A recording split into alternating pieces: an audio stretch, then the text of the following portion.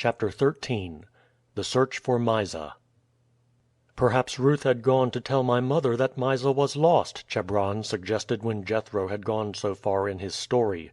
"That could hardly have been," Jethro replied, "for I should have told you that your mother returned early this morning to the house with many relatives, and that all were weeping and mourning round the body of your father. Had Ruth gone to her, she would either have returned with her, or Lyptis would have heard where she was." "Did you hear how my mother bore her misfortunes, Jethro?" "She was overwhelmed with grief, Lyptis said, at your father's death; so overwhelmed that she seemed to have no thought for anything else. She had, of course, been told the night before that Mysa was missing, but it seemed to make no impression upon her. She only said that doubtless friends had carried her off to save her from the danger that Chebron's wickedness had brought upon us all. This morning she made some further inquiries, but did not seem in any serious alarm; but the magistrates, when they came last night to inquire into the whole matter, took note of Mysa having been carried off, and when on their coming again this morning they found that nothing had been heard of her, gave orders that a search should be made for her, and a proclamation was issued this afternoon denouncing punishment on those who carried her off, and enjoining all who could give any information on the subject to present themselves before them immediately. Since I came out from the house I have been wandering about trying to think what is best to be done, and hoping that something might occur to me which would put me upon the track of the villains who carried Mysa off." "You do not think of carrying out our plans for tomorrow, Jethro?" Chebron asked anxiously. "We could never go away from here in ignorance of what had become of her." "Certainly not, Chebron. I consider it my duty, as well as my inclination, to stay here until she is found. Your father spoke to me of her as well as of you, but as he did not see any way in which we could aid her, he said that she must take her chance, meaning take her chance under the guardianship of your mother, to obtain some day a husband whom she could love. But the present misfortune entirely alters the case. She has need of our active help, and whatever are the risks we must postpone our start. Whether you will be able to stay here or not is doubtful. Each day that passes without news being received of your capture in the provinces north of us will increase the belief that you are hiding somewhere in the neighborhood of the city, and in that case the search will become more and more earnest. However, for a day or two we may be safe here. As to that, though, we must abide by Chigron's opinion. He is running no small risk in concealing us here, and if he considers the danger is becoming greater than he is willing to run, we must betake ourselves to the hills. There are lonely spots there where we could lie concealed for a long time, or at least as long as such supplies of food and water as we could carry with us hold out. But at any rate we must set aside all thought of flight for the present, and devote all our energies to the discovery and rescue of Mysa." "I do not think we have far to look for the contrivers of the outrage," Amuba said. "It seems to me that it is of a piece with the whole of the misfortunes that have befallen us. We know that Ameres refused the request of Ptylus for Mysa as a wife for his son. After that came the plot which we overheard in the temple for the murder of someone. The knowledge that they were overheard put a stop to that scheme. Then came the stirring up of the people, partly by the story of that unfortunate cat, partly by whispers that Ameres, although high priest of Osiris, was yet a scorner of the gods.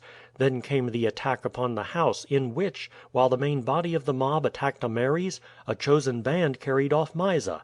This villain Ptylus had several motives to spur him on. In the first place there was anger at the rejection of his son's suit; next, that he would, at the death of Ameres, naturally succeed to the high priesthood; thirdly, he may have thought that if he could obtain possession of Mysa and marry her to his son, she would bring with her no small portion of her father's lands as a dowry. With the influence which he, as high priest, would have with the king and council he could rely upon her obtaining a share of the estate, especially as the villain would calculate that Chebron as well as his father would be put out of the way. He has only to keep Mysa immured until his power as high priest is consolidated, and then if he gained the consent of the king to the match Mysa could not refuse to accept the fate prepared for her." "I think that you have accurately reasoned out the case, Amuba, and that we have penetrated the whole conspiracy. The question is, what are we to do?" "It must not be, Jethro!" Chebron cried excitedly, pacing up and down the chamber. Mysa cannot bear Plexo. She spoke of him with something like horror when she heard of the proposal Ptylus made. I do not like him myself. He is thin-lipped and crafty and cruel. Mysa had better be dead than married to him." "I think I can promise you, Chebron," Jethro said grimly, "that that marriage shall never come about. We may not find Mysa, who may be hidden either in Ptylus's house, or in one of the many chambers of the temple, or in the caves near it, but at any rate I can find Plexo, and before we leave Egypt I will slay him as well as his father, whom I regard as the murderer of Ameres. I may not be able to do this and to get away, and in that case you must journey alone; but I am not going to quit Egypt and leave them to enjoy the gains of their crime." As he finished speaking Chigron entered. "I was coming in to see if Jethro had returned." He was told the reasons for his prolonged absence, the abduction of Mysa, and the determination to remain and search for her place of concealment. He shook his head. "It is a rash resolution. Even were you free to come and go as you choose, your chance of finding out her hiding place would be small indeed. Hunted as you yourselves are, your quest seems to be an absolutely hopeless one. As to your remaining here long, I think it would be madness. It is not only for myself that I say this, but for you. In the first place, there are so many men employed here that your coming in and going out would be sure to be noticed by some one. In the second place, the cave would scarcely escape search a second time. Were it not for my workmen I could conceal you in the house, and if I saw men in search of you approaching I could place you in one of the inner casings of the mummies, and put 2 or 3 more casings on. Then, lying as you would be among a number of corpses in a similar state of advancement toward burial, none would think of opening the cases. But with so many people about it would be well nigh impossible to do this without observation, unless indeed the search was made at night or after the workmen had departed, which would hardly be likely to happen. Therefore I think it impossible for you to stay here more than another day or 2. But there are many caves and burial places higher up on the hillside where you might be concealed. In many of these there are sarcophagi. If we choose one in which there are several coffins I can remove the mummies and their casings into another cave, so that should a party of searchers approach the place you can lie down in the sarcophagus and lower the lid down upon you." "It would be a sacrilege to move the dead," Chebron said with a shudder. "It would be sacrilege for others," Chigron replied, "but not to us, whose business and duty it is to handle the dead. I can replace the mummies in their cases after you have left, and they will be none the worse for their temporary removal. It will be necessary, of course, that there should be no signs of habitation in the cave, nothing to excite their suspicions that it has been disturbed." "I think that is a very good plan," Jethro said. "We can make sleeping places in the open air near. We shall sleep in the open air on our journey, and it would be no hardship to begin at once. I should think it best to remove to one of these caves at once. There is never any saying when the searchers may be here again; therefore if you will, Chigron, I will at early daybreak go with you, choose a cave, and make our arrangements." "I think indeed that that will be the best plan," the embalmer agreed. "I will, of course, take care to bring you up every night a store of provisions. And now I will leave you to sleep." It was long, however, before the occupants of the chamber threw themselves upon their piles of rushes. Sometimes they talked of Mysa, and discussed all possible plans for discovering where she was concealed. Then they wondered what had become of Ruth, who would be friendless in the great city, and might not have money sufficient to buy a meal with her. "She had her ornaments," Jethro said. "A silver bracelet that Mysa gave her she always wore. She had 2 silver necklaces and earrings of her own. I should think they had been handed down to her from her mother. They seemed good and would fetch money. Ruth is a shrewd little maid, for though but 15 years old she has long been accustomed to manage a house and look after her grandfather. Why she has run away I cannot think, except that perhaps from the noise and tumult she thought that all were going to be killed. But even in that case she would probably have found her way back by this morning, if not sooner." "I cannot help thinking myself," Chebron said, "that she has followed Mysa. Although she has not been here for many months, I am sure that she was very fond of her." "That she certainly was," Jethro said. "I often thought when I was walking behind them that it was pretty to see them together. Mysa knew so much more of everything, and yet it was the Hebrew maid who gave her opinion most decidedly, and Mysa listened to her as she talked in that grave way of hers, as if she had been an elder sister. And you think she might have followed her? I hope that it may have been so, but in that case the women must have seen her." "The women were scared out of their senses," Chebron said, "and I have no doubt were screaming and wringing their hands and attending to nothing else. If I could but be sure that Ruth is with Mysa I should feel less anxious, for I am certain she would be a comfort and support to her." "She would indeed," Jethro agreed; "and moreover I should have greater hopes of finding where they are concealed, for if it be possible to get away and to spread the alarm, I am sure that Ruth would seize the first opportunity promptly." It was but a short time after they lay down that Chigron entered and said that morning was beginning to break. They at once rose and followed him. He led them along the foot of the hill for some distance, and then turning began to ascend at a spot where it sloped gradually. They passed many tombs, partly erected with masonry and partly cut out from the rock behind, and it was not until after walking fully half an hour that he stopped before the entrance of one of them. "This is the one that I thought of as being suitable for the purpose," he said. "It is one of the most lonely, and there is little likelihood of any chance passer coming near it. In the second place I know that the stone door which rolls across the entrance has not been cemented in its place. I know indeed to whom the tomb belongs. The last mummy was placed here but a short time back, and the son of the man then buried told me that he should not have it cemented because his wife was grievously sick, and he feared would shortly follow his father. Therefore there will be no difficulty in effecting an entry. In the second place, there is hard by a small tomb that was cut in the rock and then left, the owners changing their minds and having a larger tomb made lower down the hill. As nothing beyond the chamber and the narrow entrance were made, we can there hide the mummies from this chamber and heap stones and earth over the entrance, so that none would suspect its existence." "Nothing could be better," Jethro said. "Let us set to work and prepare it at once." The stone across the entrance to the tomb, which was but 3 feet high and of the same width, was pushed back without difficulty, and they entered. 4 wooden sarcophagi stood there. Jethro aided Chigron in opening 3 of these. The mummies in their cases were taken out, the outer cases opened and replaced in the coffins after the mummies with the inner cases had been removed from them. These were then carried to the unfinished tomb 50 yards away and there deposited. Stones were then piled together so as to conceal the entrance, and the men returned to the tomb. "Here you will be perfectly safe," Chigron said. "You can keep the stone rolled back unless you see anyone approaching, and you would be sure to make out any considerable number of searchers mounting the hillside long before they could reach you. Should you see them, you will of course close the door, enter each of you one of the sarcophagi, lie down in the inner case, close the lid of the sarcophagus, and place the lid of the inner case over you. I think it unlikely in the extreme that any search will be made for you, or at any rate a search only of untenanted tombs. The fact of the stone here being left uncemented is a mere accident probably known only to myself and its owner. It is only as an extreme resource that you could need to take to these hiding places. As far as passers-by are concerned, you might remain outside altogether, but in that case you would run some risk of being noticed. You may be sure that the hills will be closely scanned, and if figures were seen moving about here, a party might set out to see whether these were the fugitives so eagerly sought for. Therefore I say, during the daytime, keep yourselves concealed here. As soon as it is dark you can of course issue out, and pass the night wherever you may think fit." "We shall certainly follow your advice," Jethro said.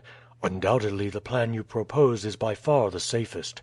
I cannot think that there is much chance of an earnest search being made among the tombs, though likely enough they may visit those which are open and empty; but as you say, they would never dream of examining the tombs in use, as they would naturally suppose that all were securely fastened. In case of the very worst, there are the coffins for us to betake ourselves to, and these assuredly no one would think of examining."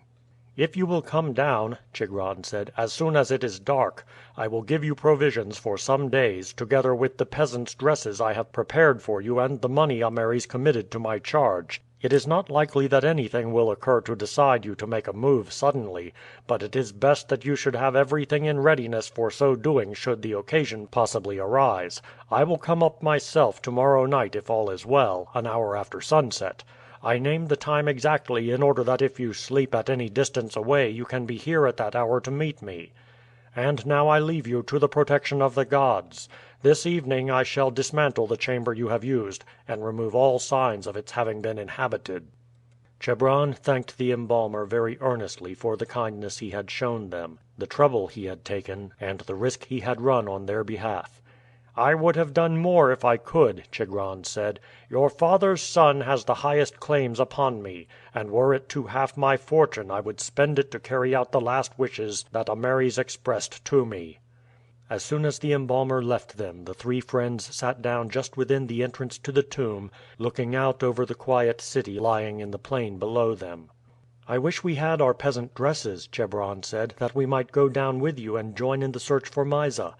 "It would be too dangerous," Jethro said decidedly.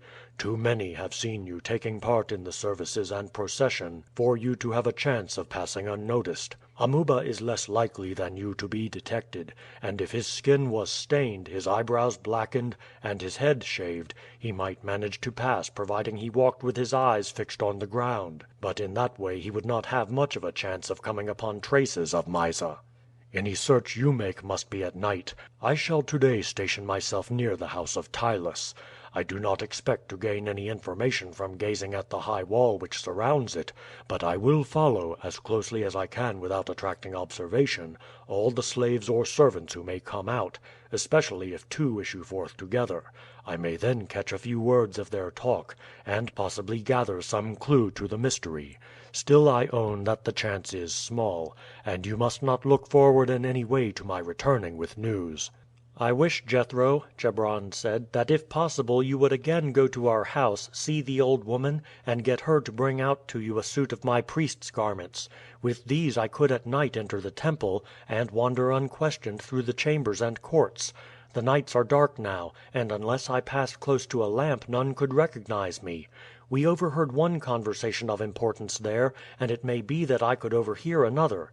"There would be danger in the attempt," Jethro said doubtfully.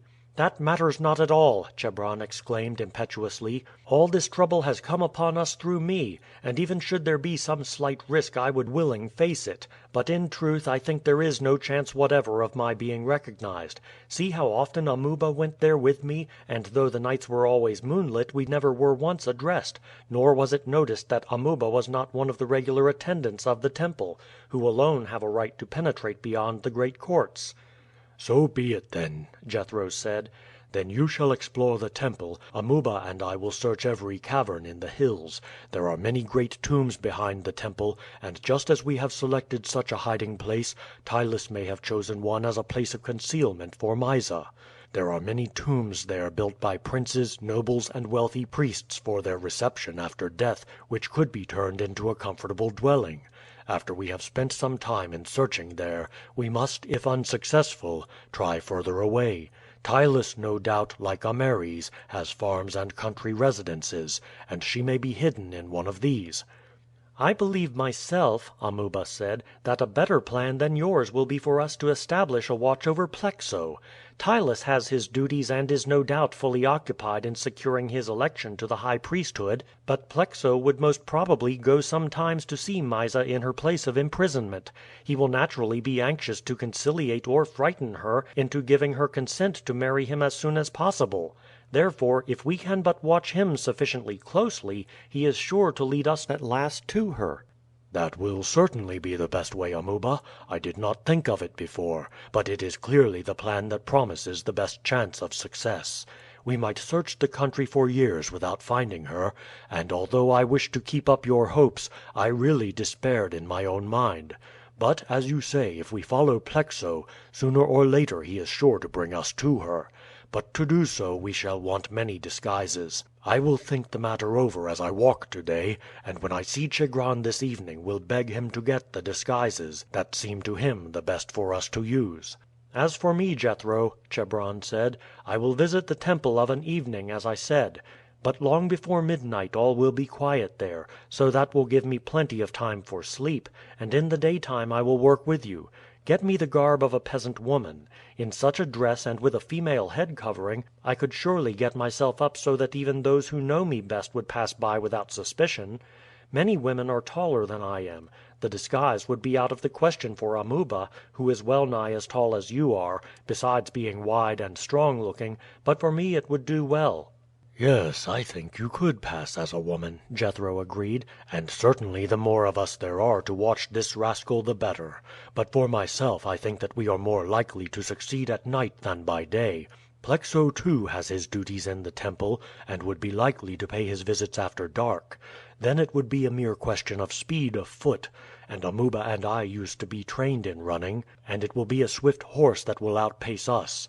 And now I am going down to the city. I feel more hopeful than I did, lads, and for the first time begin to think that we have a chance of discovering where the villains have carried Mysa." The day passed slowly to Chebron and Amuba. They would not show themselves outside the tomb, as Chigron had earnestly begged them not to do so. Besides, there were frequently people about on the hillside, for many came daily to offer prayers at the tombs of their relatives. Still they had much to talk of: the chances of finding Mysa, the question with whom she should be placed if recovered, the prospects of the long and adventurous journey which lay before them. Amuba encouraged talk on all these points, and started the conversation afresh whenever it dropped, for he saw that the excitement concerning Mysa had done a great deal for Chebron. It had weaned his thoughts from the death of his father, and the consequences that had arisen from his unfortunate shot. It had given him fresh subject for thought, and had revived his spirits and interest in life. Both lads were glad when, late in the afternoon, they saw Jethro ascending the hill. "I have no news," he said as he came up to them. "I have been all day in the neighborhood of the house of Ptylus, and have followed all who came out two together from it. I have overheard many scraps of conversation, and one and all talked upon the same subject, the death of Ameres and of the sacred cat, and the want of success in the search for you. The fact of Mysa being carried off was spoken of once or twice, but I was convinced by the manner in which the slaves spoke to each other on the subject that they had not the slightest idea that their master was concerned in the matter, and they had assuredly no knowledge whatever of her being in the house. Of course it is possible that she might be there without its being generally known to all the slaves. Still you know how things leak out in a household, and how everything done by the master and mistress soon becomes public property. And had any one among them heard something unusual was going on, it would by this time have been known to all the servants. I hardly thought that Ptylus would have ventured to have her carried home, for he might suppose that her mother's suspicions might be directed toward him just as ours have been, and that if she made a complaint against him a search of his house might be ordered. Besides, there are too many servants there for a secret to be kept. No, if a clue is to be obtained it will be in the temple or by our following Plexo." As soon as it was dark they descended the hill together.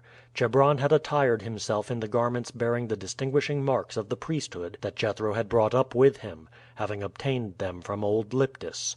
When near the house of the embalmer the lad stopped, and Jethro went on and returned in half an hour with the various disguises he had asked Chigron to obtain for him. All these, with the exception of the scanty attire of two peasants, he hid for the present in some bushes near the path.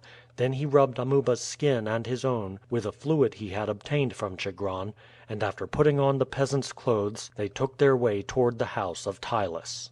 While Chebron went toward the temple, which was but a short distance from the house, Jethro and Amuba sat down by the wall close to the gate so that none could leave it without their knowledge. But beyond servants and visitors no one came out. At 10 o'clock they heard the bolts of the gates fastened, but remained where they were until near midnight, when Chebron joined them. He had spent the time wandering from court to court of the temple, but beyond a solitary priest moving here and there replenishing the lamps of the altars he had seen no one, and had been himself entirely unnoticed. Amuba and Chebron were both inclined to be dispirited at the want of success of their watching, but Jethro chid them for their impatience. "You do not suppose," he said, "that you are going to find out a secret so well hidden by a few hours' watching. It may be weeks before we succeed. Tomorrow we will begin our watch 2 or 3 hours before sundown. I am better known to the servants at the house of Ptylus than you are, as I have often taken messages there. Besides, in my disguise I could not so well loiter about without attracting attention as you could. I will, therefore, content myself with watching the northern road from the city upon the chance of his taking that way, while you in your dress as peasants can watch the house itself. You, Chebron, might sit down by the wall 50 yards from the house on the north side, while you, Amuba, had best keep on the other side of the road and somewhat to the south of the gate. In this way you will be in sight of each other, and yet not together. Solitary figures are less likely to attract attention than two together, for it is for two boys that people will be looking. As I should scarcely know you myself now that your skins are darkened, there is, I trust, small fear of others detecting your disguise." Accordingly, the next day, 3 hours after noon, Amuba and Chebron, disguised as peasants, went down to the house of Ptylus and took their posts as arranged. Late in the afternoon Amuba noticed that one of the slaves from the house of Ptylus suddenly checked his walk as he passed Chebron and gazed fixedly at him. Amuba left the spot where he was standing and walked quickly in that direction. The slave spoke to Chebron, who rose to his feet. A moment later the slave seized him. As they were struggling Amuba ran up. "Here is a find!" the slave exclaimed. "This is the slayer of the sacred cat. Aid me to drag him into the house of my master." But to his surprise, Amuba sprang upon him and struck him such a heavy blow in the face that he released his hold of Chebron and staggered backward.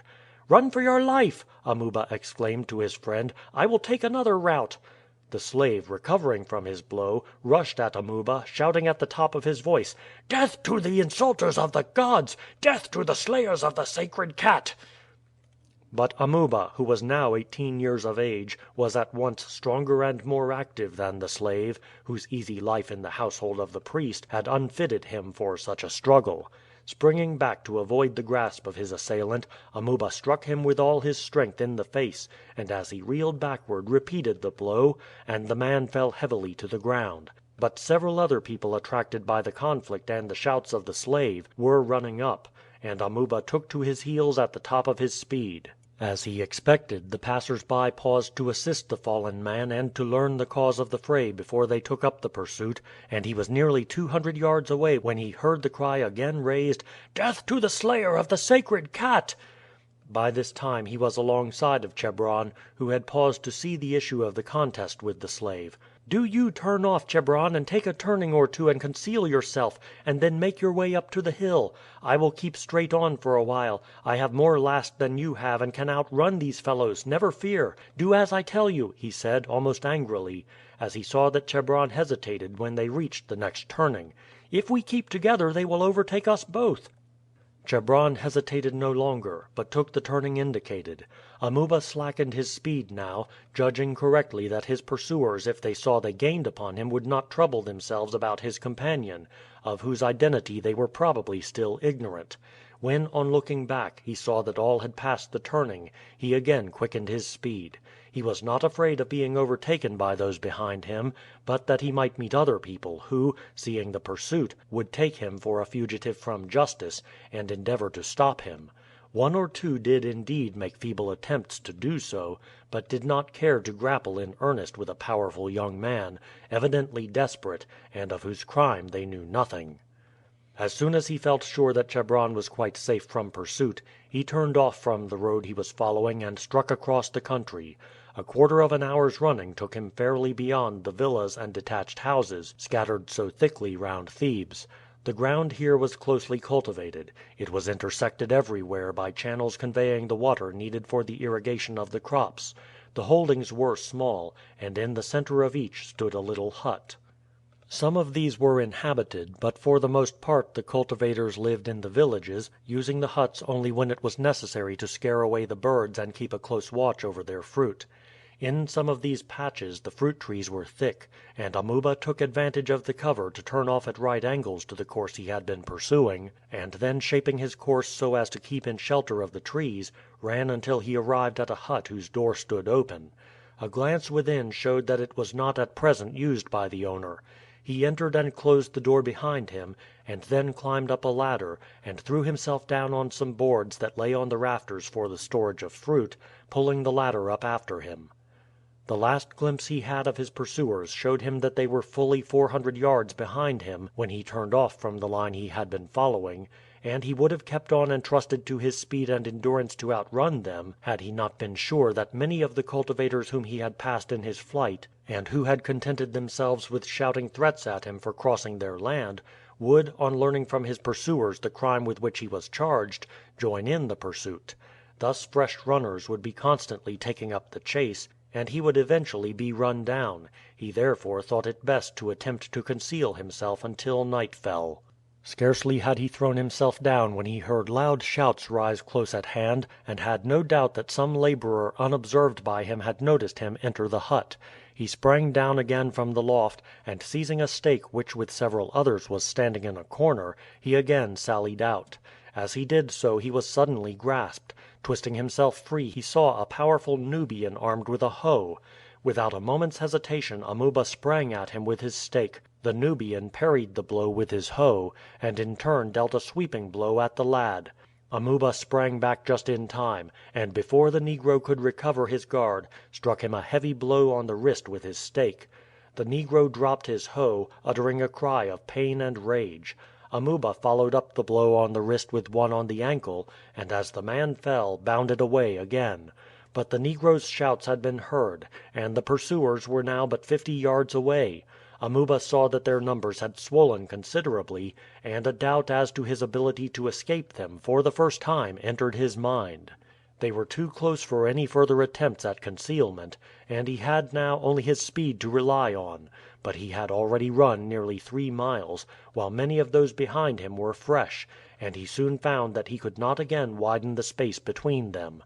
For another 2 miles he kept ahead, at first leaping the ditches lightly and without a pause, but at last often landing in the middle, and scrambling out with difficulty. He was becoming completely exhausted now. Those who had at first taken up the chase had long since abandoned it, but as he had feared, fresh men constantly joined the ranks of his pursuers.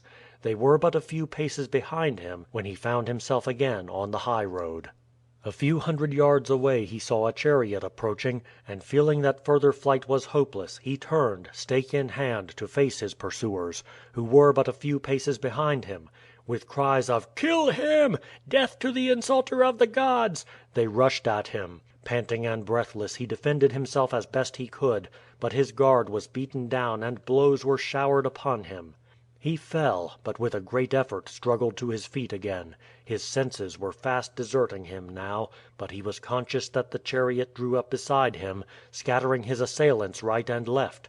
He heard a voice raised in tones of indignant reproach, and then a renewal of the cries of hatred. He felt strong arms round him. Then he was lifted, and for a time became unconscious. Chapter 14: A Prince of Egypt. When Amuba recovered his senses he was lying in a heap at the bottom of the chariot. 2 men were standing in the car beside him. The one he supposed to be the driver, the other the owner of the chariot. In a few minutes the chariot turned off through a stately gateway. The driver leaped down and closed the gates, and then led the horses to the steps leading up to a splendid mansion. The man beside him called out, and 2 or 3 slaves ran down the steps. Then he was lifted out, carried into the house, and laid upon a couch. A cup of wine was placed to his lips, and after he had drunk a slave bathed his head with cold water and bandaged up the numerous cuts from which blood was flowing. This greatly refreshed him, and he raised himself on his arm. An order was given, and the slaves left the apartment, and Amuba looking up saw a tall and stately figure standing before him.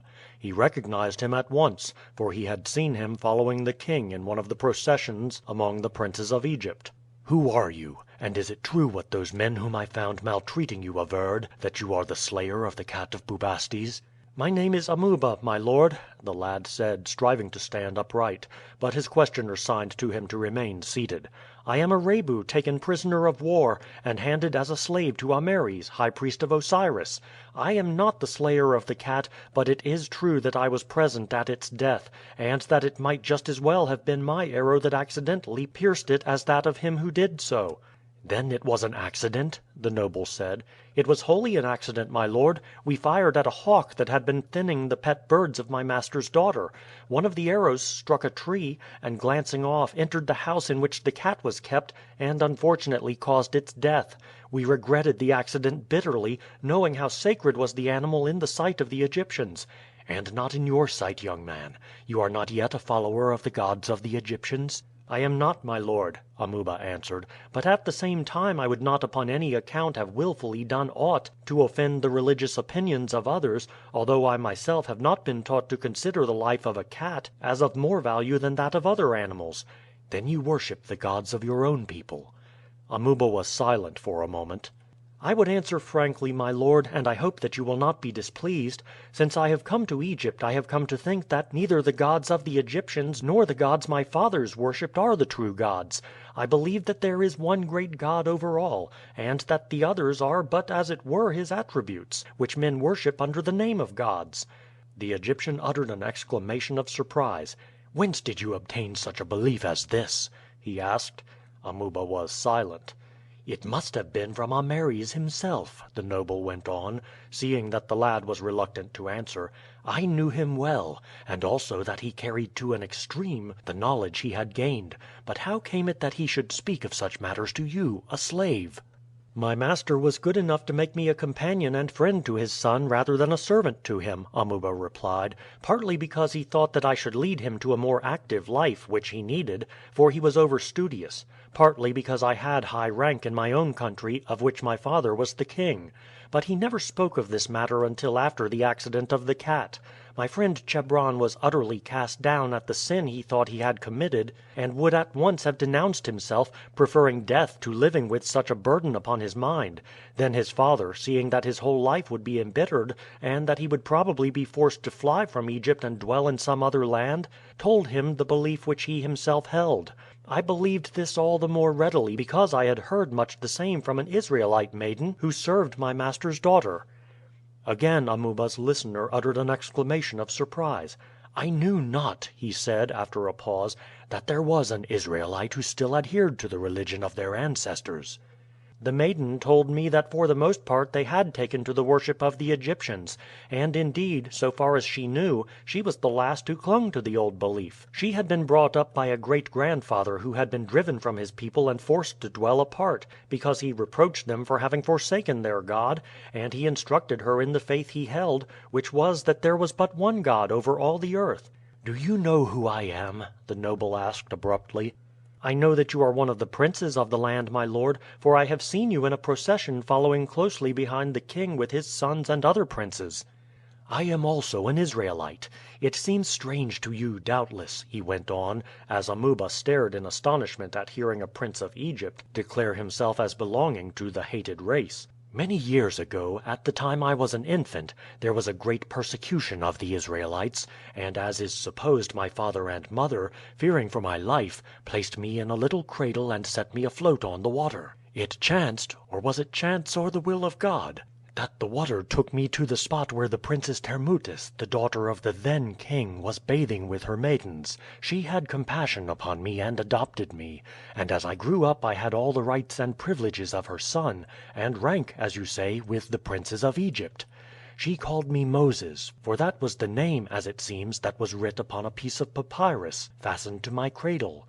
I was instructed in all the learning of the Egyptians, and grew up as one of them. So I lived for many years, and had almost forgotten that I was not one of them.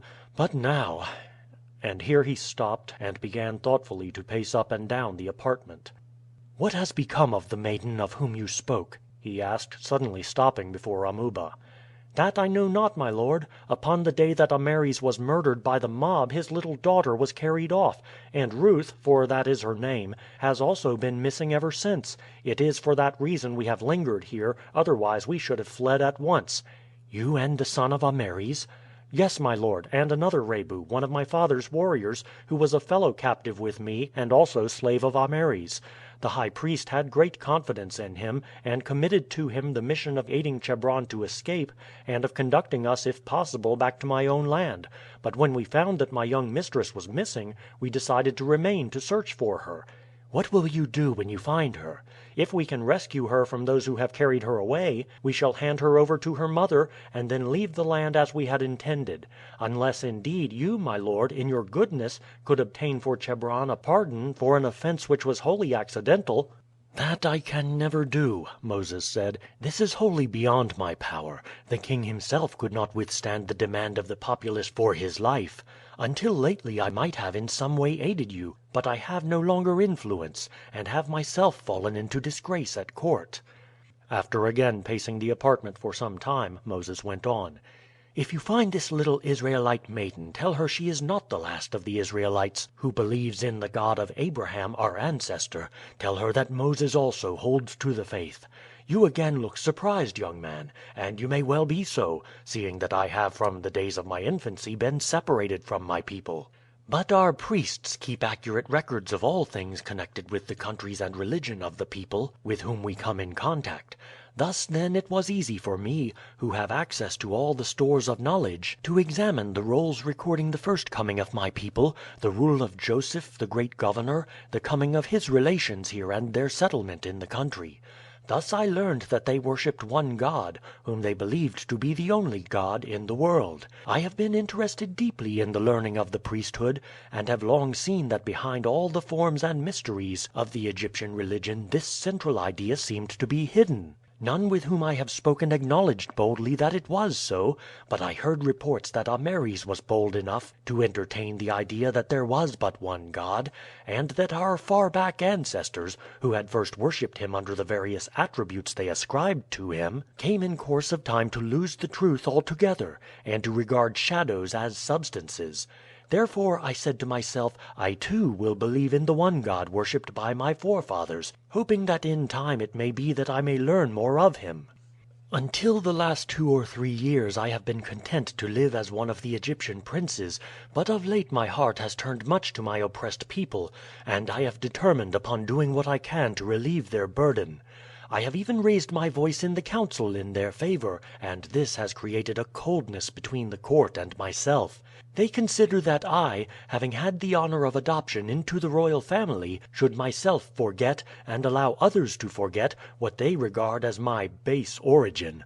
Sometimes I own that I myself wonder that I should feel so drawn toward them, and even wish that I could forget my origin, and give my whole mind to the duties and pleasures of my present rank. But I feel moved by a spirit stronger than my own. But we must talk no longer. I see that you are now stronger. Do you think you can walk?" "Oh, yes," Amuba replied, getting up and walking across the apartment. "I have not lost much blood, and was only dizzy from their blows." "Then it is better that you should leave at once. The people from whom I snatched you will have carried the news speedily to the city, and officials will doubtless soon arrive here to demand that you be given up to them. Take therefore another draught of wine and a piece of bread. I will then give you in charge of a trusty slave, who will lead you through the garden and through a small door at the back, and will guide you to any spot where you may wish to go. Even now, doubtless, a watch is being kept up in the front of the house. When the officials arrive I shall tell them the truth, that coming, as I drove, upon a lad who was being attacked and murdered by a number of brutal peasants, I carried him off in my chariot. As to the shouts I heard, that you were the slayer of the Cat of Bubastes, I regarded it as an invention designed to hinder me from interfering on your behalf; that I questioned you upon your arrival here, and finding that, as I had supposed, you were entirely innocent of the offense charged against you, I urged you to leave at once, letting you depart by the garden gate in order to escape the fury of your persecutors. As you are not an Israelite, no one can suppose that I could have any motive for shielding an offender from the punishment of his crimes. Do not thank me, for time presses, and you must be moving, so as to be well away before it is known that you have left. May the God we both worship, though as yet in ignorance, guide and preserve you and carry you and your friends through the dangers that beset you." Moses drew back the curtains from before the entrance to the chamber and clapped his hands, and ordered the servant who answered the call to tell Mefres to come to him. An old slave speedily appeared, and Moses ordered him to take Amuba out by the private way and to guide him by quiet roads back to the city. Then cutting short his guest's expressions of thanks for the great kindness he had rendered him, he hurried him away, for he knew that at any moment the officials might arrive from the city. It was well that Amuba had been supplied with a guide, for upon issuing into the night air, for by this time darkness had fallen, he found that he could with difficulty direct his steps, his head throbbed as if it would split from the blows that had been dealt him, and every limb ached. The old slave, however, seeing that he stumbled as he walked, placed his staff in one of Amuba's hands, and taking him firmly by the arm led him steadily on. It seemed to the lad that he went on walking all night, and yet it was less than an hour after starting when his conductor found that he could go no further, and that he was wholly unable to answer his questions as to whither he wished to be guided. He determined to stop with him until he should be able to proceed again. He therefore led Amuba aside into an orchard, and there laid him down under the shelter of a tree, covering him with one of his own garments. "It is well for the lad that my lord arrived just when he did," he said to himself, as he sat down by the side of Amuba and listened to his heavy breathing; for all in the house had heard from the charioteer of the rescue of the lad from the hands of furious peasants. "He must have been very near death when he was saved from their hands. Maxis said that his assailants shouted out that he was the slayer of the Cat of Bubastes about which such a turmoil has been made. Had it been so, I do not think that my lord would have aided him thus to escape, though for my part I care not if he had killed all the cats in Egypt, seeing that in my native Libya we worship not the gods of the Egyptians." Several times during the night the old man got up and plucked large handfuls of grass wet with dew and placed them on Amuba's head, and when he perceived the first faint gleam of morning in the sky he aroused him. Amuba sat up and looked round with an air of astonishment. "Where am I?" he exclaimed. "You are at present in an orchard, my young friend, though to whom it may belong I know not; but finding that you were unable to continue your journey, I drew you aside here, and you have slept well all night, and I hope feel better for it and able to proceed." "I remember now," Amuba said. "It seemed to me that I walked for hours leaning on your arm." "It was but an hour," the slave replied. "We are not yet 2 miles from my lord's house." "And you have watched over me all night," Amuba said, "for it was, I know, but an hour after sunset when we started. Truly I am deeply indebted to you for your kindness." "Speak not of it," the old man replied. "My lord gave you into my charge, and I cannot return until I can tell him that you are in safety. But if you are able to walk we must pass on, for there may be a search for you as soon as it is light." "I am perfectly able to go on," Amuba said. "Thanks to the wet grass I see you have been piling round my head, the heat seems to have passed away and the throbbing to have ceased." Amuba was indeed now able to walk at a brisk pace. "Which way do you want to go?" the slave asked him in a short time. "It is getting light enough now for me to see your face, and it will never do for you to meet anyone. Your head is still swollen, and there are marks of bruises and cuts all over the scalp. Your appearance will attract attention at once, and if any saw you who had heard of last evening's doings, you would be at once suspected." "I will make direct for the hills," Amuba said. "They are not far distant, and I can easily conceal myself among the rocks until sunset." "Let us hurry on, then," the slave said. "It is but half an hour's walk, but as we may at any moment now meet peasants going to their work, I will go on ahead. Do you follow 100 yards behind me. If I see anyone coming I will lift my hand above my head, and do you at once step aside from the road into the vineyard or orchard, and lie there until they have passed." Amuba followed these instructions, and it was more than an hour before he reached the foot of the hills, so often did he have to turn aside to avoid groups of peasants. At last he reached the foot of the rugged ascent. Here he took leave of his guide with many warm thanks for his kindness and services, and with a message of gratitude to his lord. Then Amuba ascended the hill for a short distance, and laid himself down among some great boulders. Although greatly refreshed by his night's rest he was still weak and shaken, and felt altogether unequal to making his way along the hills for the 4 miles which intervened between himself and the hiding place of his friends among the tombs above the city. He was soon asleep again, and the sun was already some distance down the sky when he awoke.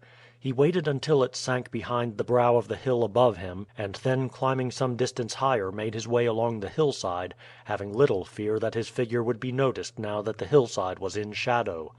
Darkness had just fallen when he arrived at the tomb they used as their shelter. A figure was standing there in deep shadow.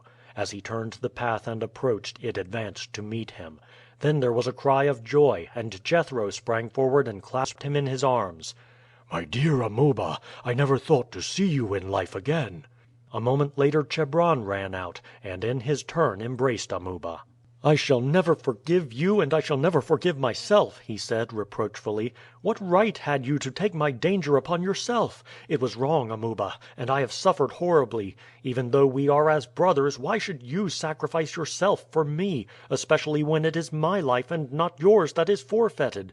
I told myself 1,000 times last night that I was base and cowardly in allowing you and Jethro to risk your lives for me, when by giving myself up the rage of the people will be satisfied, and you could make your way out of this land without great danger.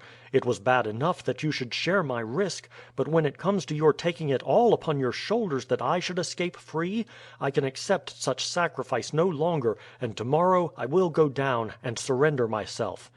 Amuba was about to burst into remonstrance, when Jethro touched him as a sign to be silent. The Rebu knew how acutely Chebron had suffered, and how he had spent the night in tears and self-reproaches, and felt that it was better to allow his present agitation to pass before arguing with him. "Are you hungry, Amuba?" he asked. "That I am, Jethro. I had nothing save a mouthful of bread since our meal here yesterday, and you will get no news out of me until I have eaten and drunk." A meal of cakes and cool fish and a draught of wine was soon taken, and Amuba said, "Now I will tell you all about it." "We know the first part," Jethro said. "When I returned here yesterday evening I found Chebron almost beside himself with anxiety. He told me how he had been discovered by one of the slaves of Ptylus, who knew him by sight; how you had attacked the slave, rescued him from his hands, and then joined him in his flight; how you insisted that you should separate, and how the pursuers had all followed on your track, leaving him to return here unmolested. He had been here upward of 2 hours when I arrived, and as the time had passed on without your return, he had become more and more anxious. Of course I at once started out to gather news, and had the greatest difficulty in persuading him to remain here, for he scorned the idea of danger to himself from the search which would be sure to be again actively set on foot. However, as I pointed out it was necessary that if you returned you should find somebody here, he at last agreed to remain. When I got into the town I found the whole city in the streets. The news had come that the slayers of the cat had been discovered, that one had escaped, but that the other had been overtaken after a long chase, and that he had been set upon and would have been slain, as he well deserved, had not one of the princes of the royal house arrived and carried him off in his chariot.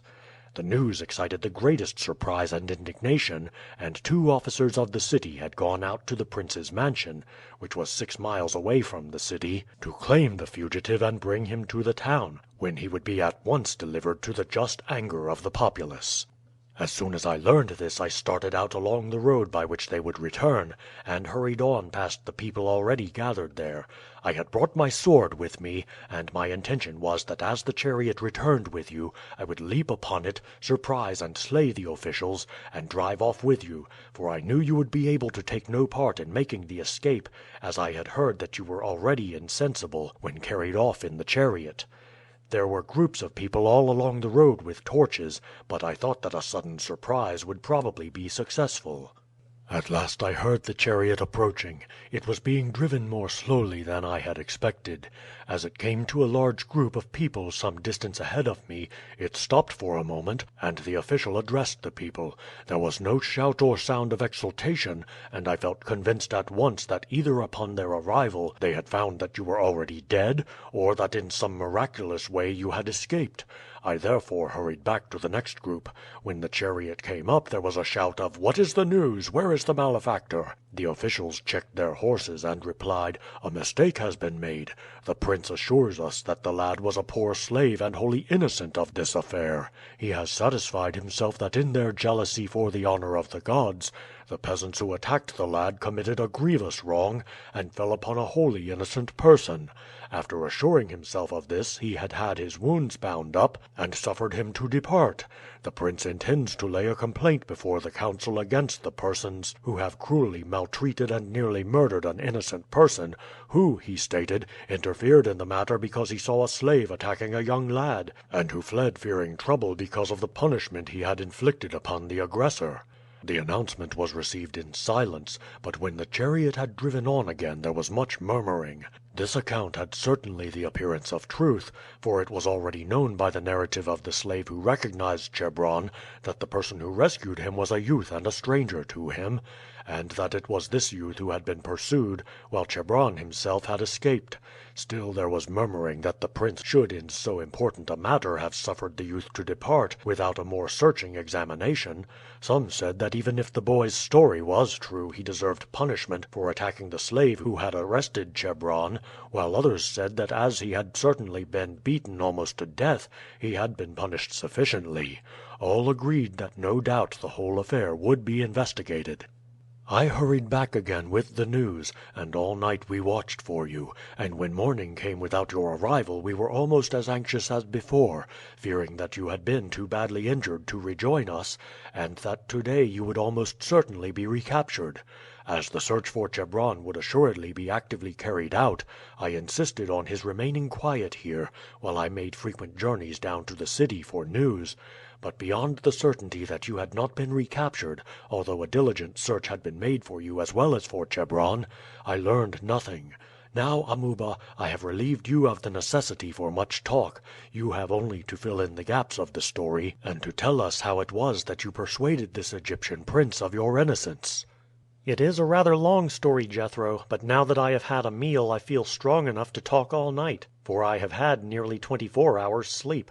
First I will tell Chebron that when I took the pursuers off his track I had no idea of sacrificing myself, for I made sure that I should be able to outrun them, and I should have done so easily had it not been for fresh people constantly taking up the pursuit and at last running me down." Amuba then related the whole story of his flight, his attack with the peasants, and his rescue, and then recited the whole of his conversation with his rescuer and his proceedings after leaving his house. "So you see," he concluded, "that strangely enough it was the teaching of your father, Chebron, and the tale that Ruth told us, and that her grandfather before told you of the God of their forefathers, that saved my life. Had it not been that this prince of Israelitish birth also believed in one God, it could hardly be that he would have saved me from the vengeance of the people, for as he says he is in disfavor with the king, and his conduct in allowing me to go free merely on my own assertion of my innocence is likely to do him further harm. This he would assuredly never have risked had it not been for the tie between us of a common faith in one great God." "It is a strange story," Jethro said, when Amuba brought his narrative to a conclusion, "and you have had a marvelous escape. Had it not been for the arrival of this prince upon the spot at the very moment you must have been killed. Had he not have been of a compassionate nature he would never, in the first place, have interfered on your behalf, and had it not been for your common faith, he would have held you until the officials arrived to claim you. Then, too, you were fortunate indeed in the kindness of your guide, for evidently had it not been for your long rest, and the steps he took to reduce the heat of your wounds, you must have fallen into the hands of the searchers this morning. Above all, I consider it extraordinary that you should at the critical moment have been rescued by perhaps the one man in Egypt who would have had the will and the courage to save you."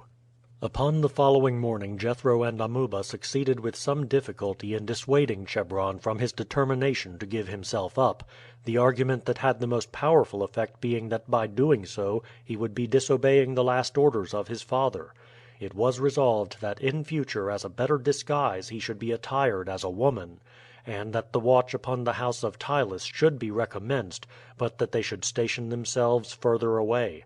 It was thought, indeed, that the search in that neighborhood was likely to be less rigorous than elsewhere, as it would not be thought probable that the fugitives would return to a spot where they had been recognized. Amuba's disguise was completely altered. He was still in the dress of a peasant, but by means of pigments obtained from Chigron, Jethro so transformed him as to give him, to a casual observer, the appearance of advanced years. They had had a long discussion as to the plan they would adopt, Amuba and Jethro wishing Chebron to leave the watching entirely to them. But this he would not hear of, saying that he was confident that, in his disguise as a woman, no one would know him. "We must find out which way he goes to begin with," he said. "After that none of us need go near the house. I will buy a basket and some flowers from one of the peasant women who bring them in, and will take my seat near the gate. By 3 o'clock Plexo will have finished his offices in the temple, and may set out half an hour later. I shall see at least which road he takes. Then, when you join me at dusk, one of you can walk a mile or two along the road, the other twice as far. We shall then see when he returns whether he has followed the road any considerable distance or has turned off by any crossroads, and can post ourselves on the following day so as to find out more." "The plan is a very good one, Chebron, and we will follow it. Once we get upon his trail I will guarantee that it will not be long before we trace him to his goal." Accordingly that afternoon Chebron, dressed as a peasant woman, took his seat with a basket of flowers 50 yards from the entrance to the house of Ptylus. At about the time he expected, Plexo and his father returned together from the temple. Half an hour later a light chariot with 2 horses issued from the gate. Plexo was driving and an attendant stood beside him. Chebron felt sure that if Plexo was going to visit Mysa he would take the road leading into the country, and the post he had taken up commanded a view of the point where the road divided into 3, one running straight north along the middle of the valley, while the others bore right and left until one fell into the great road near the river, the other into that on the side of the valley near the hills. It was this last that Plexo took, and although he might be going to visit acquaintances living in the many villas scattered for miles and miles along the roadside, Chebron felt a strong hope that he was going to Mysa's hiding place. As soon as it was dark he was joined by Jethro and Amuba. "He started at 3 o'clock," Chebron exclaimed as they came up to him, "and took the road leading to the foot of the hills." "We will go on there at once," Jethro said. "He may return before long, and we must hurry. Do you walk quietly on, Chebron, and stop at the point where the road ahead runs into the main road. Amuba shall stop 2 miles further, I will go 2 miles further still. If he comes along the road past me, we will begin at that point tomorrow." Jethro had but just reached the spot at which he proposed to wait when he heard the sound of wheels approaching, and a minute later the chariot drove along.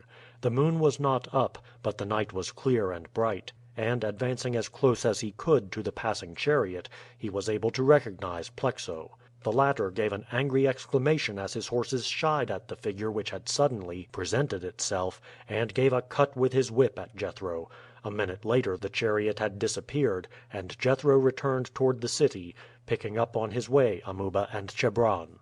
The next night Amuba took up his station a mile beyond the spot at which Jethro had seen the chariot, Jethro another mile ahead, while Chebron watched the crossroads near the town. But this time it did not come along, although Chebron had seen him start the same hour as before. "I hardly expected to see him tonight," Jethro said when he joined the others after fruitlessly waiting for 3 hours. "He will hardly be likely to visit her 2 days in succession. He will be more likely to leave her for a week, to meditate on the hopelessness of refusing to purchase her liberty at the price of accepting him as her husband. Doubtless he has today merely paid a visit to some friends." It was not, indeed, until the 4th night of waiting that Plexo came along. This time he did not pass Jethro at all, and it was therefore certain that he had turned off from the main road either to the right or left at some point between the post of Jethro and that of Amuba. When this was determined they agreed, after a consultation, not to return to their hiding places near Thebes that night, but to lie down under some trees by the roadside until morning broke, and then to examine the road carefully. It was not likely that another chariot would pass before morning, and they might be able to follow the tracks along the dusty road. In this way they discovered the road where he had turned off, but beyond this the tracks did not show, as the road was hard and almost free from dust. It lay, as they expected, toward the hills, but there were so many country mansions of the wealthy classes dotted about, and so many crossroads leading to these and to the farmhouses of the cultivators, that they felt they were still far from attaining the object of their search. After some discussion it was agreed that they should ascend the hills and remain there during the day, and that Jethro should return to the town as soon as it became dark to obtain a store of provisions sufficient to last them for a week. This was done, and the next day they separated at dawn and took up their places on the hills at a distance of about a mile apart, choosing spots where they commanded a view over the valley, and arranging to meet at a central point when night came on. Chapter 15: Ameres is Revenged. 6 days passed without their watch being rewarded. Then Chebron, whose post was just opposite the road where they had traced the wheels, saw a chariot turn from the main road into it. As many others had taken that course every day, he did not at first feel very hopeful, although the time precisely tallied with that at which Plexo should have arrived had he started at the same hour as before. As it came near, however, he became convinced that it was the vehicle he was looking for. The horses tallied in color with those of Plexo, and the color of his dress could even at that distance be distinguished. This time, however, he was not accompanied by a servant, but by a figure the whiteness of whose garment showed him also to be a priest.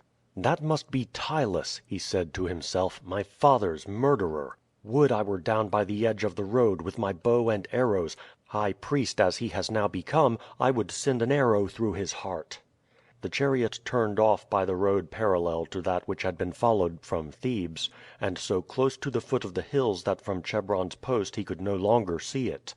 As soon as it was out of sight he leaped to his feet and hurried along the hills to join Amuba, whose post was next to his own. He found his friend had already gone on, and he hurried breathlessly on until he reached Jethro, who had been joined by Amuba a few minutes before. "Have you seen them?" he exclaimed. "I have seen them and marked them down," Jethro replied. "You see that roof among those trees at the foot of the hill half a mile further along? They turned off the road and entered these trees. Our search is over at last."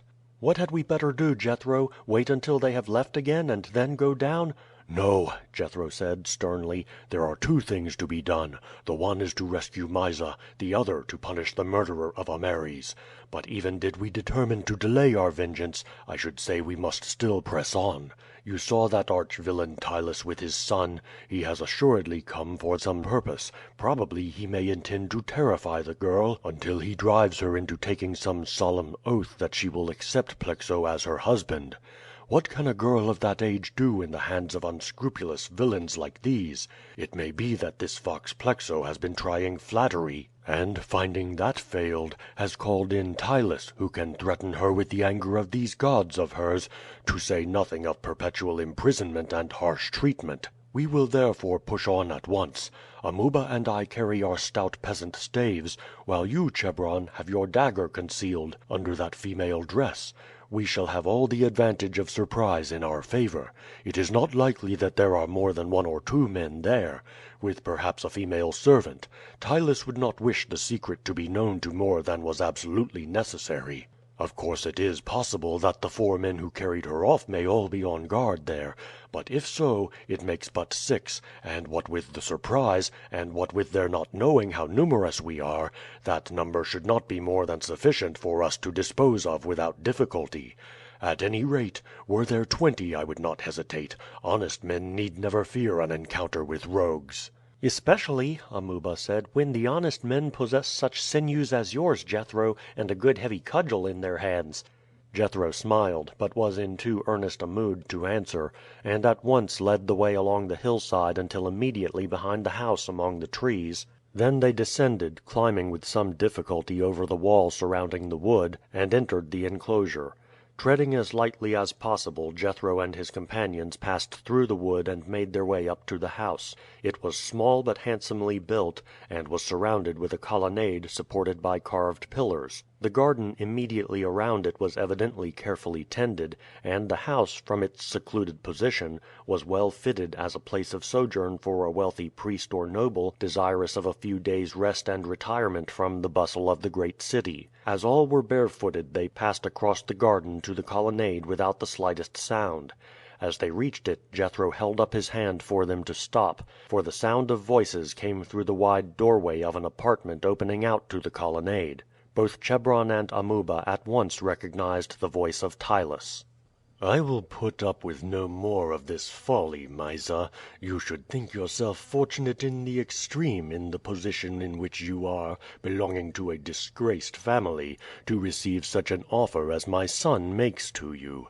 "I will have an answer at once. You will either swear before the gods that you accept Plexo as your future husband, that you will reply to all who question you that you have been staying here by your own free will, and that you remained in concealment simply because you were overwhelmed with horror at the terrible act of sacrilege committed by your brother, or you will this night be confined in a tomb, where you will remain alone and without the light of day until you agree to my conditions. You don't think, you little fool, that I, Ptylus, high priest of Osiris, am to be thwarted in my plans by the opposition of a child like you?"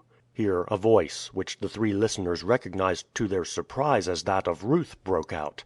"Do not listen to him, Mysa. Whatever comes of it, never consent to lie before God as this wicked man would have you. You call yourself a high priest, sir. What must be the worth of the gods you pretend to worship if they suffer one like you to minister to them? Were they gods, and not mere images of stone, they would strike you dead at the altar." A furious exclamation broke from Ptylus, and he stepped forward and seized the Hebrew girl roughly by the shoulder, only to start back with another exclamation as Ruth struck him with her open hand with all her force on the cheek. "Drag her hence, Plexo!" he exclaimed. But at this moment the entrance was darkened, and the three listeners sprang into the room. Ptylus had the courage that distinguished his race, and although for a moment startled at the sudden entry he did not recoil, but drawing a sword from his girdle he said haughtily: "Who are you, and what means this intrusion?" "We are those whom you have been hunting to death, Ptylus, and we come here as avengers of blood. As you brought about the murder of Ameres, so you must die, to say naught of your offense in carrying off the daughter of the man you slew." Without a word Ptylus rushed upon Jethro with his sword, thinking to make short work of this insolent peasant, but as he did so Jethro whirled his massive club round his head, and catching the blow upon it, shivered the sword in pieces. Ptylus stopped his arm, and gazing steadily at his opponent, said: "Wretch, do you dare to murder the high priest of Osiris?" "No," Jethro said, "but I dare to execute him," and he brought his heavy club down with all his strength upon the head of the priest. At this moment Plexo, who had stolen unobserved from the room the instant the others entered, returned, followed by three armed men. Chebron and Amuba were so intent upon the combat between Jethro and the priest that they did not notice the entrance of Plexo, who, with uplifted knife, sprang upon Chebron. There was a scream of warning, and quick as thought Ruth sprang forward and pushed Plexo as he sprang through the air. The sudden shock threw both to the ground. Ruth sprang to her feet again, but Plexo lay there motionless. The three armed men stood for a moment stupefied at the fall of their two employers, and then, seeing two men and a woman, rushed forward to attack them. One sweeping blow with Jethro's staff felled the first of his assailants to the ground, the others paused irresolute. "Drop your weapons or you are dead men," Jethro exclaimed. "You are outnumbered, and if you move, you die." As Chebron had now thrown back his female robe and drawn his dagger, and taken his place at the door, while Jethro and Amuba were advancing against them, the two men dropped their weapons. "Hold out your hands," Jethro said. "My son, stand over them with your club, and break the skull of either who may move." The men did as they were ordered. Jethro tore strips of cloth off their garments, twisted them into ropes, and bound their wrists firmly together. The meaning tone in which Jethro had called Amuba his son had not escaped either Amuba or Chebron, who saw that Jethro was desirous of concealing their names. Mysa, who had raised a cry of joy when Jethro first spoke, had sunk terrified upon a couch, and had hidden her face in her hands during the short encounter, while Ruth had stood silent and vigilant beside her, moving only when Plexo rushed at Chebron, and retiring to Mysa's side again as soon as she had regained her feet. She, too, understood Jethro's motives in calling Amuba his son, and stooping over Mysa she said: "It is all over now, Mysa, but remain quiet at present. Do not speak until you see what is going to be done." As soon as the men were tied, Jethro secured in the same manner the man who was lying stunned from his blow. Then he turned to Plexo, who had not moved since he had fallen. He half turned him round, and uttered a low exclamation of surprise. "Gastrion," he said to Chebron, "go with the young lady into the garden, and remain there until we join you." Chebron passed out on to the colonnade, following Mysa and Ruth. The moment they were unobserved Mysa threw her arms round him, and burst into tears with joy. "Oh, Chebron!" she exclaimed, "you have arrived just in time. I thought we were never going to get away from that dreadful man, and I don't know what I should have done if it hadn't been for Ruth. And oh, they have been telling me such terrible things! But they can't be true, that our dear father had been killed, and that it was you, Chebron, who killed dear Paucis. But of course I did not believe them. I knew it was all their wickedness." "Never mind about that, dear," Chebron said. "We will talk about all this afterward. The first thing is to get you away from this place. Jethro and Amuba will soon decide what is best to be done. Are there any others in the house?" "There is one other man," Ruth replied, "and an old woman. I think the other man is at the door with the chariot." "I had better tell Jethro," Chebron said, and he again went into the room and told Jethro what he had heard. "We will seize the woman first," Jethro said, "and then go out round the house and come down from the other way upon the chariot. The man will have heard the outcry, and if we came suddenly out of the door, might leap into the chariot and drive off before we could overtake him. But if we come upon it from behind we shall secure him." "But you have forgotten to bind Plexo," Chebron said. "Plexo is dead," Jethro replied. "As he fell his arm was beneath him, and the knife with which he had intended to strike you pierced his heart. I am very glad that you observed the way I spoke to Amuba. It was of the greatest importance that the name should not be mentioned. This affair will cause a tremendous excitement. There is nothing to connect us with Ptylus, and it may be supposed that it is the work of some malefactors who came down from the hills in search of plunder. The fact that Mysa was here and was carried away is not in itself any proof that we had a hand in it, for Libyan robbers might well have carried her and Ruth away to make slaves of. Plexo caught but a glimpse of us, and doubtless only rushed out and called the men to come to his father's assistance. At any rate, let there be no names mentioned. Now let us finish our work here." The female servant was soon found and bound. Then the 4 prisoners were placed in different rooms, and fastened securely to the wall or pillars. "Never put 2 prisoners together," Jethro said. "Always remember that. Tie one man up and you may keep him; tie up 2 and they are sure to escape. They can bite through each other's cords, or untie the knot with their teeth, or possibly even with their fingers." "Now, what is the next thing to do?" Amuba asked. "The next thing is to have a consultation. Do you, Chebron, go into the garden to the girls. Amuba and I will deal with the other man." As soon as Jethro and Amuba had left him Chebron rejoined the girls. "You saved my life, Ruth. I shall never forget it." "You saved me from the crocodile, my lord. It was but a push and he fell. I scarce know how it was done." "Your quickness saved my life all the same, Ruth. I had not noticed him till you cried out, and then it would have been too late. We have been anxious for you also, Ruth. We hoped that you might be with Mysa, but none saw you go out with her." "My place was with my mistress," Ruth said quietly, "and she was more than a mistress, she was a friend to me." "But how came you here, Chebron?" Mysa again asked. "And why are you dressed up like a peasant woman? It is not seemly in any man, much less in you, a priest.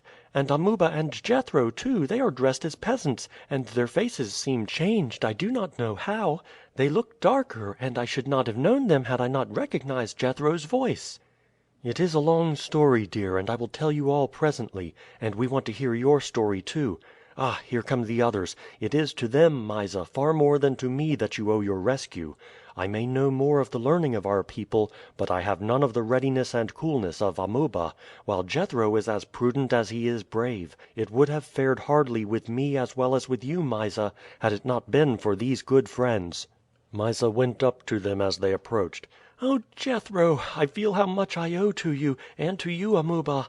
My courage had all but given way, although Ruth strove so hard to give me hope, and I fear I could not have long withstood the threats of that bad man. You cannot tell what joy I felt when I recognized your voice." "Our joy was as great in finding you as yours in seeing us," Jethro replied. "Amuba and I would gladly have laid down our lives for you. And now let us have a consultation. There is much to decide upon and arrange. Let us go round to the garden at the other side of the house. There we can sit and talk, and at the same time keep watch that no one else enters. It is not likely that anyone will do so, for the place is secluded, and none would know that these men were here. Still a peasant might enter to sell fowls or fruit, therefore it were best to keep an eye upon the entrance." They went round to some seats placed beneath trees on the other side of the house. A fountain worked by the water of a little rill on the hillside played in front of them, and a few tame waterfowl swam in a shallow basin around it. Everything was still and peaceful, and to Chebron it seemed as if the events of the last 3 weeks had been a hideous dream, and that they were again sitting in the garden of their house at Thebes. "Now, first of all," Mysa said, "I must have my questions answered. How are my father and mother and everyone?" Jethro took Amuba's arm and turned away. "We will leave you, Chebron, to tell Mysa what has taken place. It will be better for you to do so alone." Ruth rose from her seat to leave also, but Mysa put her hand on her arm. "I am frightened, Ruth. Stay with me." "You told me, Mysa," Chebron began, "that they had told you tales that our father was dead, and that it was I who killed Paucis." "Yes, but I did not believe them, Chebron. Of course I did not for a moment. At least not for a moment about you; but when I thought of those bad men at the gate and the crash we heard and the noise of the people rushing in shouting, I was afraid that perhaps it might be true about our father. But oh, Chebron, surely it is not so." "Alas, Mysa, it is true. They cruelly slew our father. I wish I had been there to have fallen by his side. But you know Amuba and I were away. Jethro fought desperately to the last, and would have died with him had not our father himself commanded that in case anything happened to him he was to take charge of me, and to carry me out of the land." Mysa was crying bitterly now. Presently she looked up. "But why should you want to leave the land, Chebron? Surely it is not true that you—" The thing seemed too terrible for her to put into words. "That I killed poor Paucis? That is true also, Mysa." Mysa gave a little cry of horror. "Oh, Ruth!" she cried, "this is too dreadful." Ruth put her arms round the sobbing girl. "You may be sure, Mysa, that your brother did not do it intentionally." "But it is all the same," Mysa cried. "It was the sacred cat, you know, the Cat of Bubastes."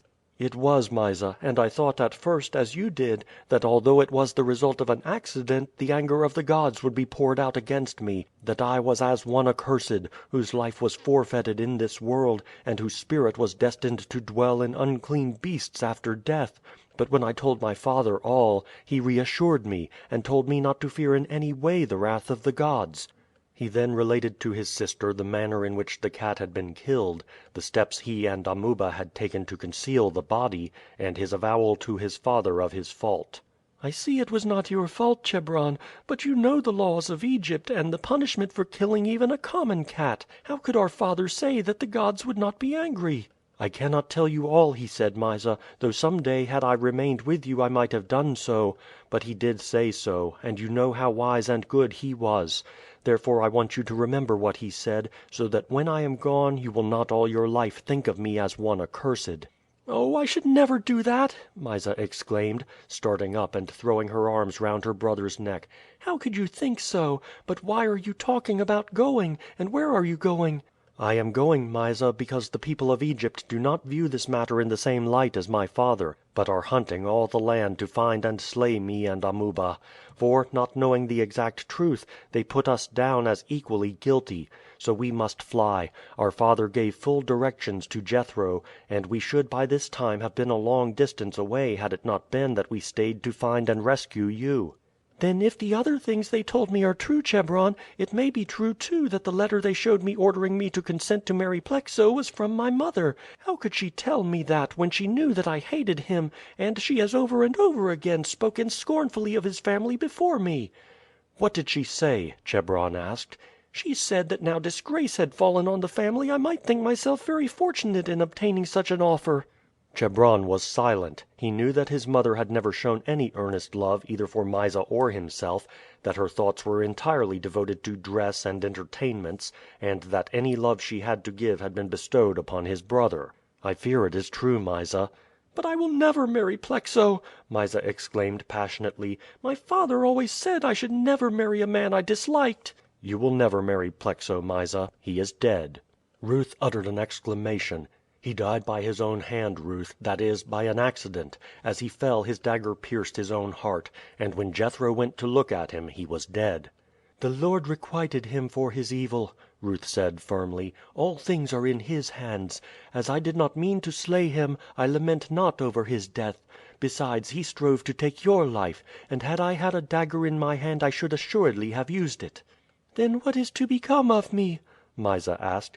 "You must go back to your mother, Mysa. There is naught else for you to do." "I will not!" Mysa exclaimed. "She never loved me. She would have married me against my will to Plexo although she knew he was bad, and that I hated him. She would make me marry someone else who was rich, regardless of my wishes. No, Chebron, nothing shall make me go back to her." Chebron looked perplexed. "Here come Jethro and Amuba, dear. You had best talk it over with them. I see nothing else for you to do." As Jethro came up Mysa walked to meet him.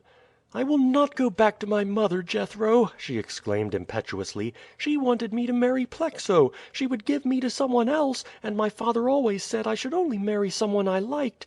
You can never be so cruel as to give me up to her."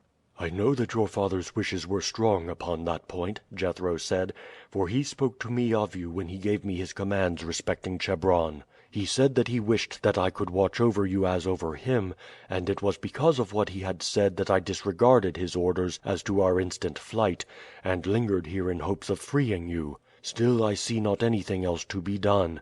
Your mother doubtless wrote while still overpowered by grief at your father's loss, and thought that she was acting for your welfare in securing you an advantageous marriage in spite of the cloud under which your family was resting." "I will not go to her," Mysa repeated. "She thought of herself as she always did, and not of me in any way. You know it was so, Chebron. You cannot deny it." Chebron was silent. His whole affection had been given to his father, for his mother he had comparatively little. As a child he had seldom been allowed to come into the room where she was. She declared that his noise was too much for her, that his talk made her head ache, and that his fidgeting about was too much to be borne. Nor since that time had he been much more with her.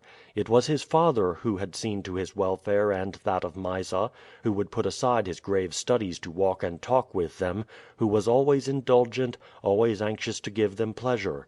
He therefore thoroughly entered into Mysa's feelings, but saw no possible alternative for her.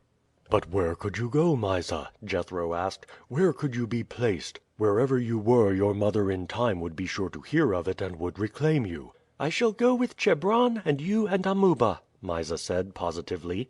"Impossible," Jethro replied. "We are going upon a tremendous journey, full of danger and fatigue. We are going among unknown and savage peoples. The chances are 100 to 1 against our ever arriving at the end of our journey.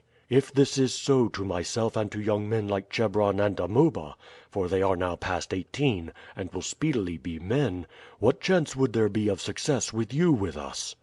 "I can walk as well as Chebron," Mysa said. "You know that, Chebron, and I suppose I could suffer hardship just as well. At any rate I would rather suffer anything and be with him and all of you than stop here. The people have murdered my father. My mother would sell me to the highest bidder. If the chances are so great that you will never get through your journey in safety, my being with you cannot make them so much greater. I have only Chebron in the world, and I will go where he goes and die where he dies. The gods can protect me just as well on a journey as here. Have they not protected you now, and Chebron too, by what he says? You will take me with you, dear Jethro, won't you?" she urged pleadingly. "You say my father wished you to watch over me. Do not forsake me now. Ruth will come with us too. Will you not, Ruth? I am sure she will not be more afraid of the journey than I am." "I will assuredly go if you go, Mysa. The God of Israel can take us safely through all dangers if it be his will." Jethro was silent. Such an addition to his charge would assuredly add immensely to the difficulties of the journey, but on the other hand he remembered the anxiety of Ameres about Mysa, and he asked himself what his late master would have wished had he known how matters stood. He glanced at Amuba and Chebron and saw at once that their wishes agreed with those of Mysa. He turned away abruptly, and for some minutes paced up and down the garden. Then he returned to the group, among whom not a word had been exchanged since he left them. "Mysa," he said gravely, "this is a great thing that you ask. There is no disguising that your presence will add greatly to our difficulties, will add also to our perils, and may render it impossible for me to carry out your father's wishes and to conduct Chebron to a land where he will be beyond the persecution of Egypt. Such an enterprise must be undertaken in no light spirit. If you go you must be prepared to face death in all forms, by hunger and thirst and the weapons of the wild natives. It may even be that your lot may be that of slavery among them. It is a terrible journey for men, more terrible still for women.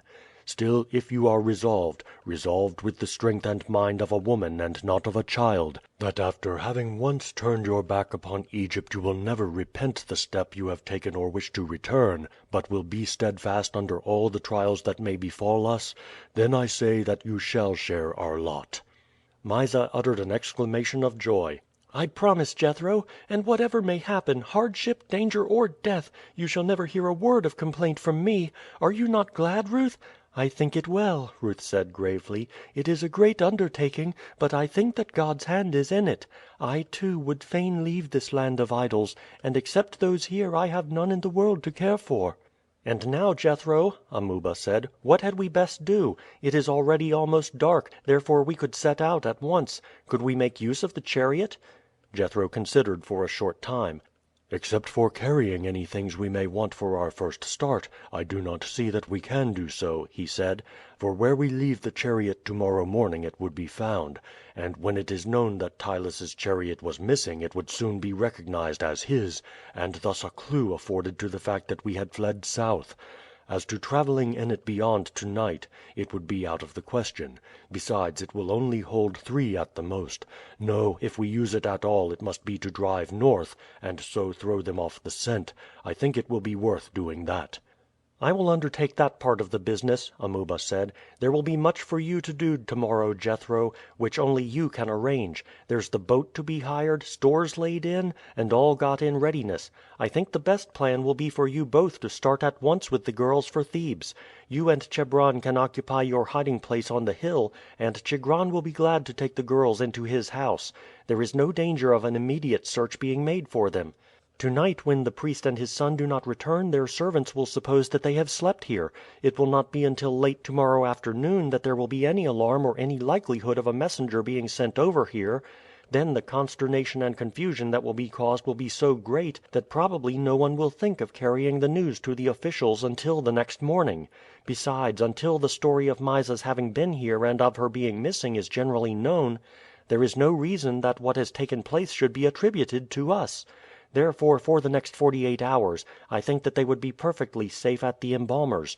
I will drive the chariot 30 or 40 miles north, then turn the horses loose where they are sure to be noticed ere long, and will return on foot and join you in your hiding place tomorrow night." "I think your plan is a very good one, Amuba. Before we start I will make a search through the house. There will be nothing we want to take with us, nor would we want to touch any of the treasure of the villains were the house full of it, but if I toss some of the things about it will look as if robbery had been the motive of what has taken place. The men in bonds can know nothing of the real state of things. Plexo, when he rushed out for their aid, could have had no time to do more than to tell them to take up their arms and follow him.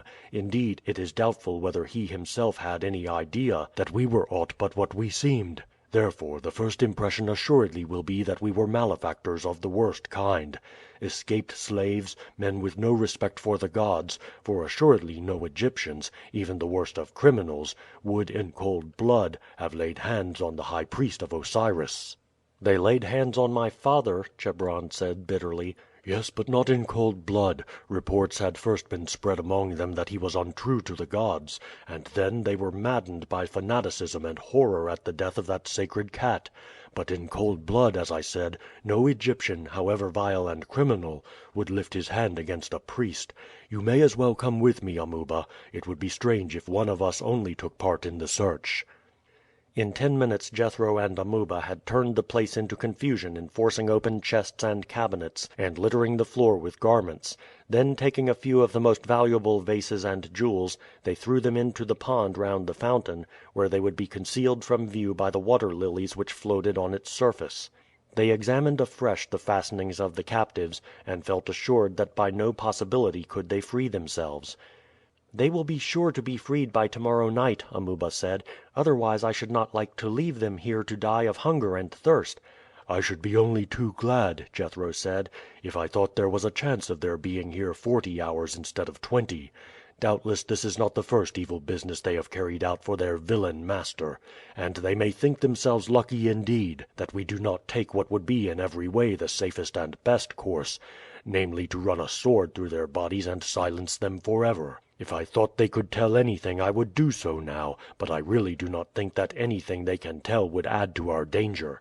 Of course the priest's wife knows that Mysa is hidden here, and will proclaim the fact that she has been here and is now missing, as she would consider it might afford a clue for the apprehension of those who attacked the house and slew her husband and son. Therefore I do not see that there would be much to be gained by silencing these people, but if you think differently I will finish them at once." Amuba shook his head, for although human life in those days was thought little of, save by the Egyptians themselves, he shrank from the thought of slaying captives in cold blood. "No, they can tell nothing, Jethro. You had best be moving. There is nothing more to talk over. I think all our plans were arranged long ago, except, of course, that you must get rather a larger boat than you had intended, together with garments for the girls. I think it would be best that Chebron should still be disguised as a woman, but we can settle that tomorrow night. There is a good store of dresses for us to choose from at Chigron's." Amuba led the horses to a stone water trough and allowed them to quench their thirst. Then he mounted the chariot and drove off, while the rest of the party set out on foot for Thebes. It was so late before they reached Chigron's house that they thought it better not to arouse the inmates, as comment would be excited by the arrival of women at so late an hour and unexpected by the master. The girls, therefore, passed the night in the rock chamber behind the building, while Jethro and Chebron lay down outside. As soon as dawn broke they moved some distance away. Jethro went to the house as soon as there was a sign that there was anyone astir, and told Chigron that they had discovered and rescued Mysa. Chigron was much disturbed when he heard of the death of the high priest and his son. "I don't say these men were not villains, Jethro, but that 2 high priests should be slaughtered in the course of a month is enough to bring the anger of all the gods upon Egypt. However, the poor girls are not responsible for it in any way, and I will willingly shelter them, especially as it is but for one night; but I own that I shall be vastly relieved when I know that you are all fairly on your journey." "That I can well understand," Jethro said; "and believe me, the gratitude of those you have sheltered, which you will have as long as they live, may well outweigh any doubts that may present themselves as to whether you have acted wisely in aiding those who are victims to the superstitions of your countrymen." Chigron called his servants and told them that he had just heard of the arrival from the country of some friends, and ordered a room to be prepared for them. He then went out and returned an hour later with the 2 girls. He led them quietly into the house and direct to the apartment prepared for them, so that they were unseen by any of the servants. Then he called an old servant on whose fidelity he could rely, and charged her to wait upon them during the day, and to suffer none other to enter the apartment. He bade her convey the impression to the other servants that the visitors were aged women, and to mention that they intended to make a stay of a few hours only, until some friends with whom they were going to stay should send in a cart to carry them to their house in the country. The old woman at once prepared baths for the girls, and then supplied them with a meal, after which they lay down on couches and were soon fast asleep. For the excitement of the preceding evening and the strangeness of their position in the comfortless stone chamber had prevented their closing an eye during the night, and they had spent the hours in talking over the terrible loss Mysa had sustained and the journey that lay before them. Half an hour later Chigron went out again and was soon joined by Jethro, who had now resumed his attire as a citizen of middle class. It was necessary that Chigron should accompany him and take the chief part in making the arrangements, for although Jethro had learned, in his 2 years' captivity, to speak Egyptian fluently, he could not well pass as a native. Chigron therefore did most of the bargaining, Jethro keeping somewhat in the background. They first took their course down to the river bank. Here innumerable craft lay moored, for the Nile was the highway of Egypt, and except for short journeys all traffic was carried on its waters. As soon as it was known that they were looking for a boat they were surrounded by the owners of the various craft, each praising the speed, safety, and comfort of his boat. Chigron, however, was some time before he made his choice. Then he fixed upon a boat that seemed well suited for the purpose. She carried a mast and large sail to take advantage of favorable winds. She was light and of very small draught, and being constructed entirely for passenger traffic she had a large cabin, divided into 2 parts for the accommodation of ladies, the crew consisting of the captain and 4 men sleeping on the deck. "I think your boat will do very well," he said to the captain, "provided we can come to terms. My friend is going up with his family as far as Syene at any rate, and possibly on to Ibsciak. His business may take him even further. What will be your terms a week?" "I suppose my lord will provide food for the crew as well as for his own family?" "That will be the best way," Jethro said. "Then will he pay for extra hands where the current runs so strong that the crew cannot tow the boat unaided against it?" Jethro assented. "And will he return with it, or remain for a while at the end of his journey?" "It is probable that his business may detain him there for a considerable time," Chigron replied. "He has relations there with whom he will wish to make a stay. But this should make no difference. You will have no difficulty in obtaining passengers or freight for your journey down." It was a long time before a bargain was struck, for Chigron knew that the boatman would consider it strange indeed were the terms he first asked to be accepted. But at last an arrangement satisfactory to both parties was concluded. It was arranged that the start should take place early on the following morning, and Chigron then proceeded with Jethro to make the purchases requisite for the voyage: mats, cushions, and curtains for furnishing the boat, cooking utensils and provisions for the crew and passengers. Of these, however, it was not necessary to take a very large quantity, as the boat would lie up to the bank every night near one of the frequent villages, and here there would be no difficulty in purchasing provisions of all kinds. Some jars of good wine were, however, among the stores purchased, and in addition to these were several bales of costly merchandise and a large stock of such articles as would be useful for trade with the natives of the wilder parts of the country. A supply of arms, bows, arrows, and lances, was also placed on board. It was late in the afternoon before all these things were got on board the boat and everything arranged in order. Having seen all complete, Chigron returned with Jethro to his house. Jethro, after seeing the girls, who had just woke up and partaken of a meal, went up to the hiding place on the hill, and found that Amuba had just joined Chebron there. "Is all going on well?" the lads asked as he entered. "Everything is in readiness. The boat is hired and furnished. I have a good store of merchandise for trading in Meroe, besides trinkets of many kinds for the peoples lying between Meroe and the Red Sea. So far everything promises well. The boatmen belong to the Upper Nile, and their dialect differs too widely from that spoken here for them to be able to distinguish that I do not talk pure Egyptian. I wondered why it was that Chigron was such a long time in making his choice between the boats, when, as far as I could see, there were scores that would have equally suited our purpose. But I found afterward that it was the boatmen rather than the boat which he was selecting, and that he chose those coming from far up the river, partly because their speech differed so widely from that of Thebes that they would not detect the roughness of my tongue, and secondly because they would be more likely to continue the voyage further to the south than would the boatmen of this port, who would regard it as a serious undertaking to proceed beyond Ibsciak. Therefore we need fear no suspicion on the part of our boatmen. I suppose you disposed of the chariot as we arranged, Amuba?" "Yes, I drove north for 5 hours and then turned aside into a wood. Here I loosed the horses so that they could feed as they chose. They would doubtless by morning stray into the fields, and so attract attention. Then there would be a search to see to whom they belonged, and the chariot would be found. By the time that the news spreads that Ptylus is dead, and also that his chariot and horses are missing, and have doubtless been taken off by those who had attacked him, the tidings that the chariot is found will have been taken to the nearest town, and it will shortly be reported all over the country that we are making north, and the search for us will be made in that direction only. Are you going back to the house, Jethro?" "Yes. Chigron has given out to his servants that the visitors are relatives of mine, and as I have been frequently seen going in and out in this garb, they are now accustomed to me, and it will be natural for me to sleep there tonight, and to start with them in the morning. We shall start exactly at sunrise. You had better wait at a distance from the house and follow us, coming up and joining us just as we reach the riverside. The boat will be taken above the city to the highest steps, and we shall be able to proceed to that point without entering the town itself. Be careful with your disguises. The news of the death of Ptylus will not, I hope, be generally known in the city until we are fairly afloat. Were it otherwise it would be dangerous for you to run the risk of being seen abroad." Chapter 16. Up the Nile. Late at night Jethro again went up to the hiding place on the hill. Chigron had just returned from another visit to the city.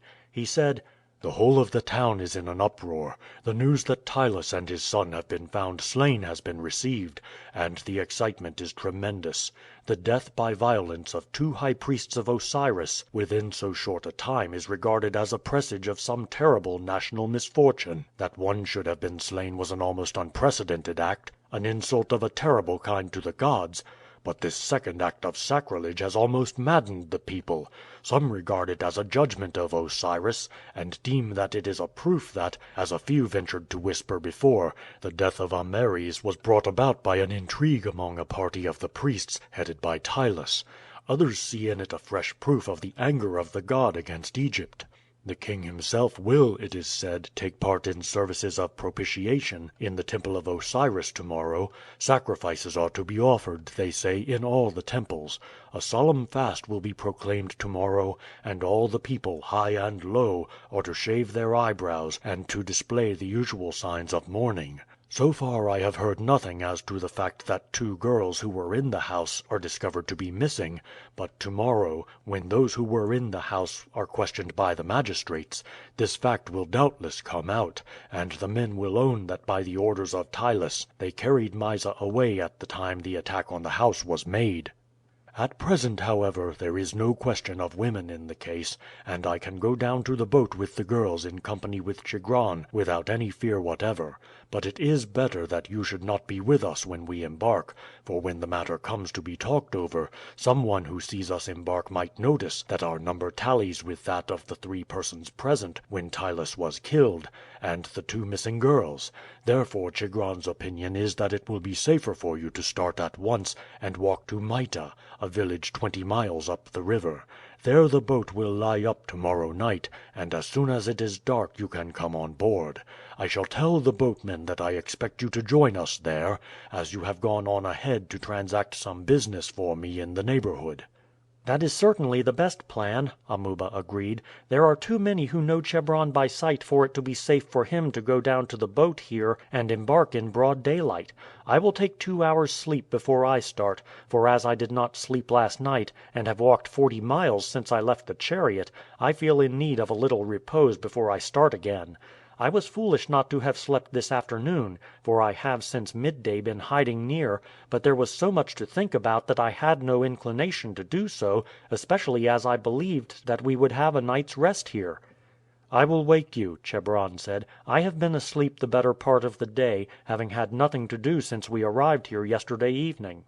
Chebron sat watching the stars until he saw that they had made 2 hours' journey through the sky. Then he roused Amuba. Both now laid aside their garments as peasants and put on the attire prepared for them as the sons of a small trader.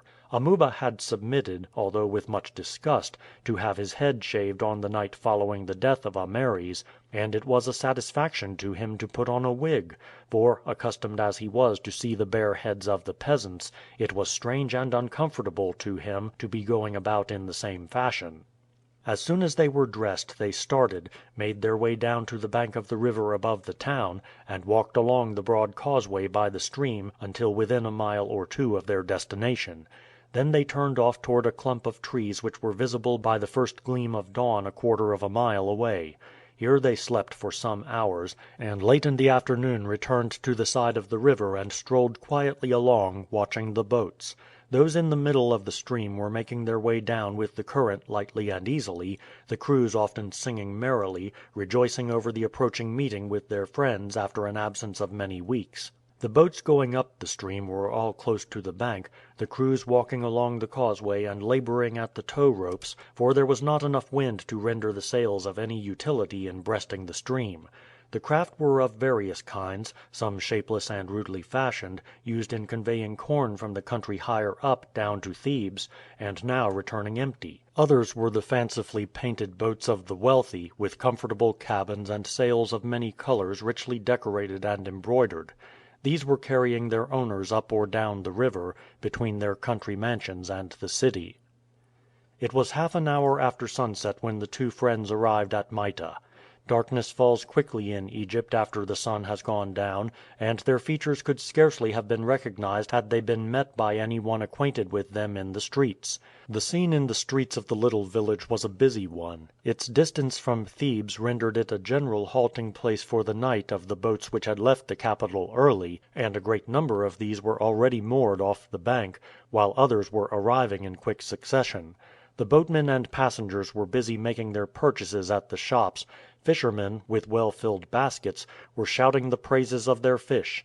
Fowlers, with strings of ducks and geese hanging from poles from their shoulders, were equally clamorous in offering them for sale. The shops of the fruiterers and bakers and those of the vendors of the vegetables that formed so large a portion of the diet of the Egyptians were all crowded, and the wine shops were doing a brisk business.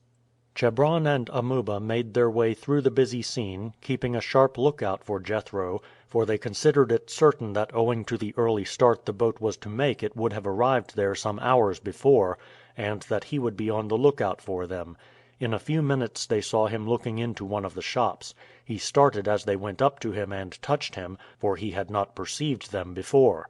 "All well?" Amuba asked.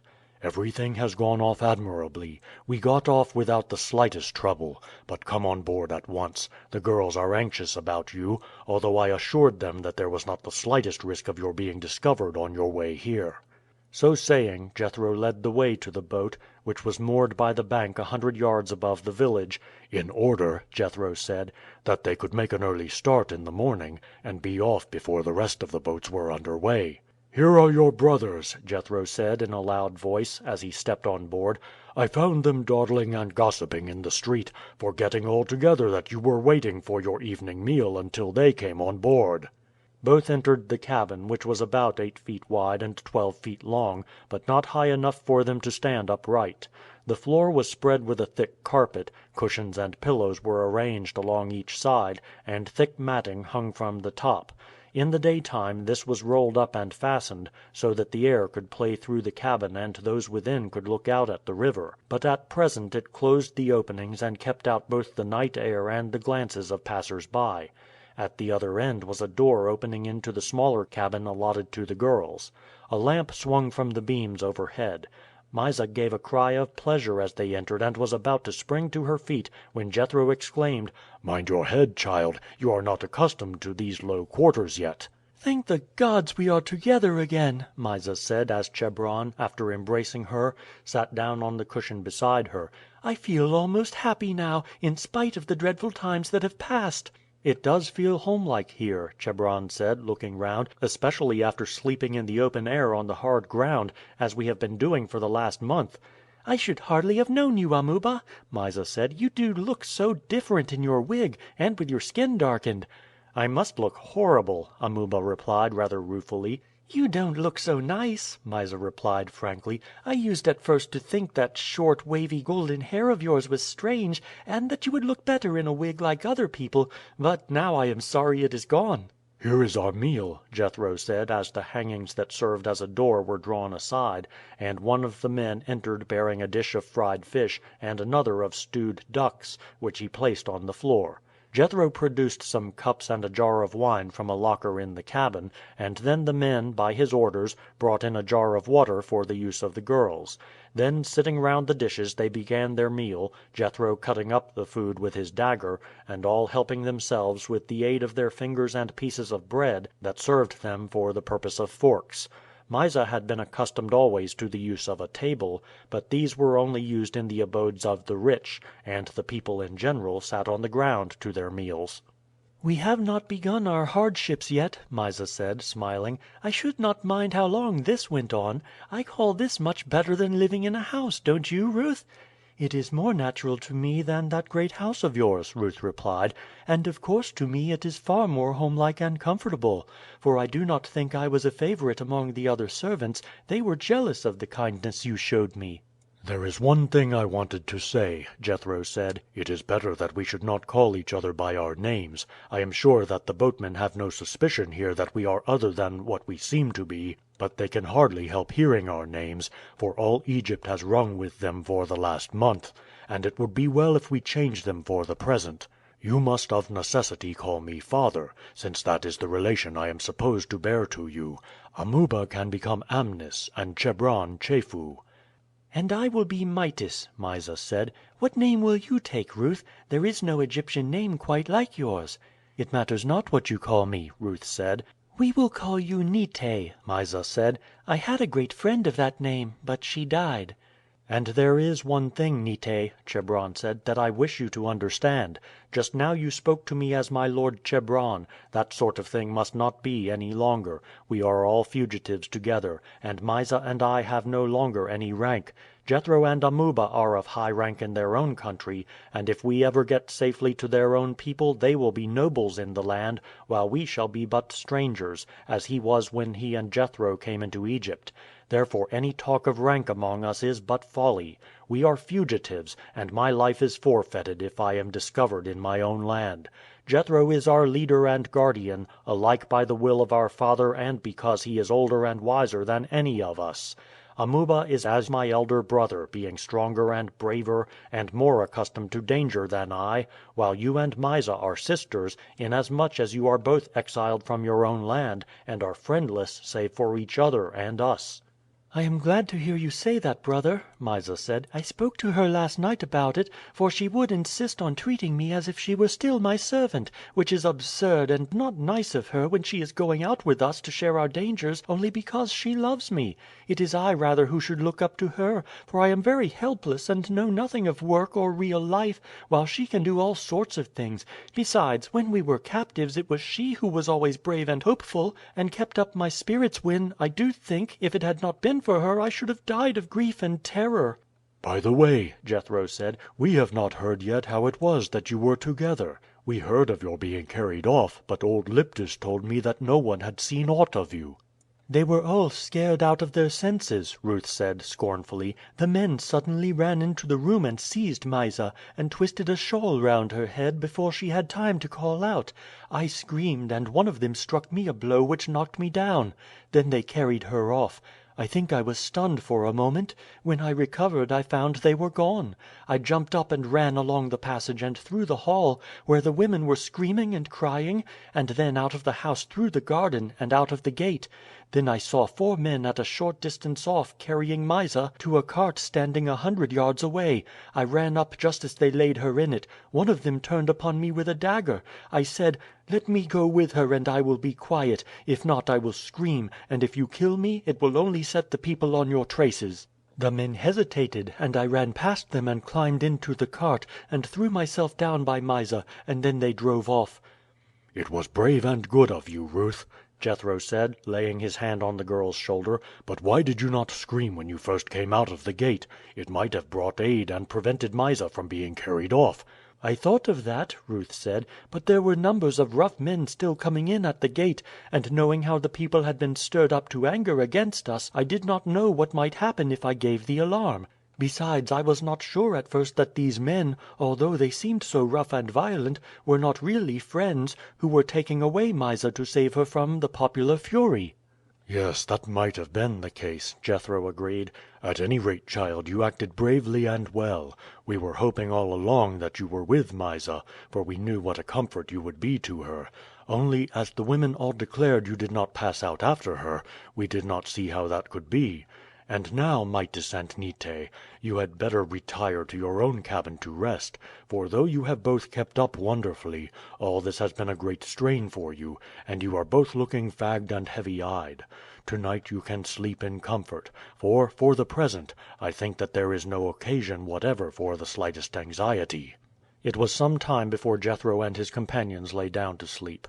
They talked long and earnestly of the journey that lay before them, and when they had exhausted this topic Chebron said: "Till now, Jethro, I have not asked you about my father's funeral. When is it to be? I have thought of it often, but as you did not speak I thought it better not to question you." "I was glad you did not," Jethro replied. "It will be in about 10 days' time. As I believed you guessed, Chigron is embalming him. The process will not be completed for another 4 days, and, as you know, the relatives do not see the corpse after it is in the hands of the embalmer until it is swathed and in the coffin. Chigron has done so much that must have been against his conscience that I did not like him to be asked to allow you to break through that custom, which to him is a sort of religion. Besides, dear lad, I thought it better for yourself not to renew your griefs by gazing on a lifeless face. During the last month you have fortunately had so much to distract your thoughts that you have not had time to dwell upon your loss. Moreover, you have needed all your strength and your energy for your search for your sister, and right sure am I that your father, who was as sensible as he was wise, and the two things do not always go together, would be far better pleased to see you energetic and active in your search for your sister and in preparation for this new life on which we are entering, than in vain regrets for him. Therefore, lad, for every reason I thought it better to keep silent upon the subject. It may be a satisfaction, however, for you to know that everything will be done to do honor to the dead. The king and all the great men of Egypt will be present, and Thebes will turn out its thousands to express its grief for the deed done by a section of its population. Had it not been for the express commands of your father, I should have thought that it might have been worth while for you to present yourself on that occasion, and it may be that for once even the fanatics would have been satisfied to have pardoned the offense of the son because of the wrong done to the father. However, this affair of Ptylus puts that out of the question, for when it is generally known that Mysa was carried off when Ptylus was slain, public opinion will arrive at the truth and say that the fugitives of whom they were in search, the slayers of the sacred cat, were the rescuers of the daughter of Ameres and the slayers of the high priest.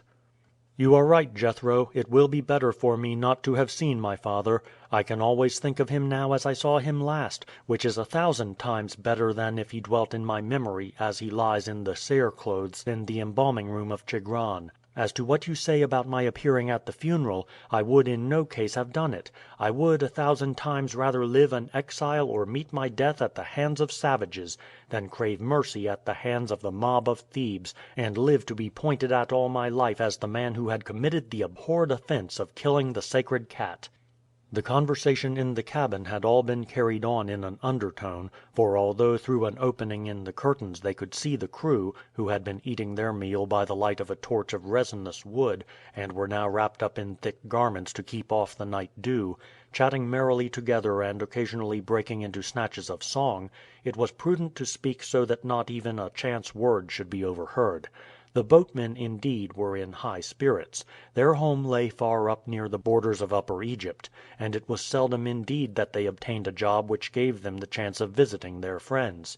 Thus the engagement was most satisfactory to them, for although their leader had haggled over the terms, he and they would gladly have accepted half the rate of pay rather than let such an opportunity slip. As Chebron finished speaking they were preparing for the night by laying down a few mats on the boards of the foredeck.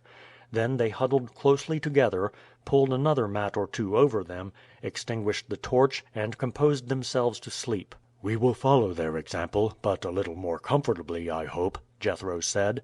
The cushions and pillows were arranged, the lamp turned low, and in a short time all on board the boat were sound asleep.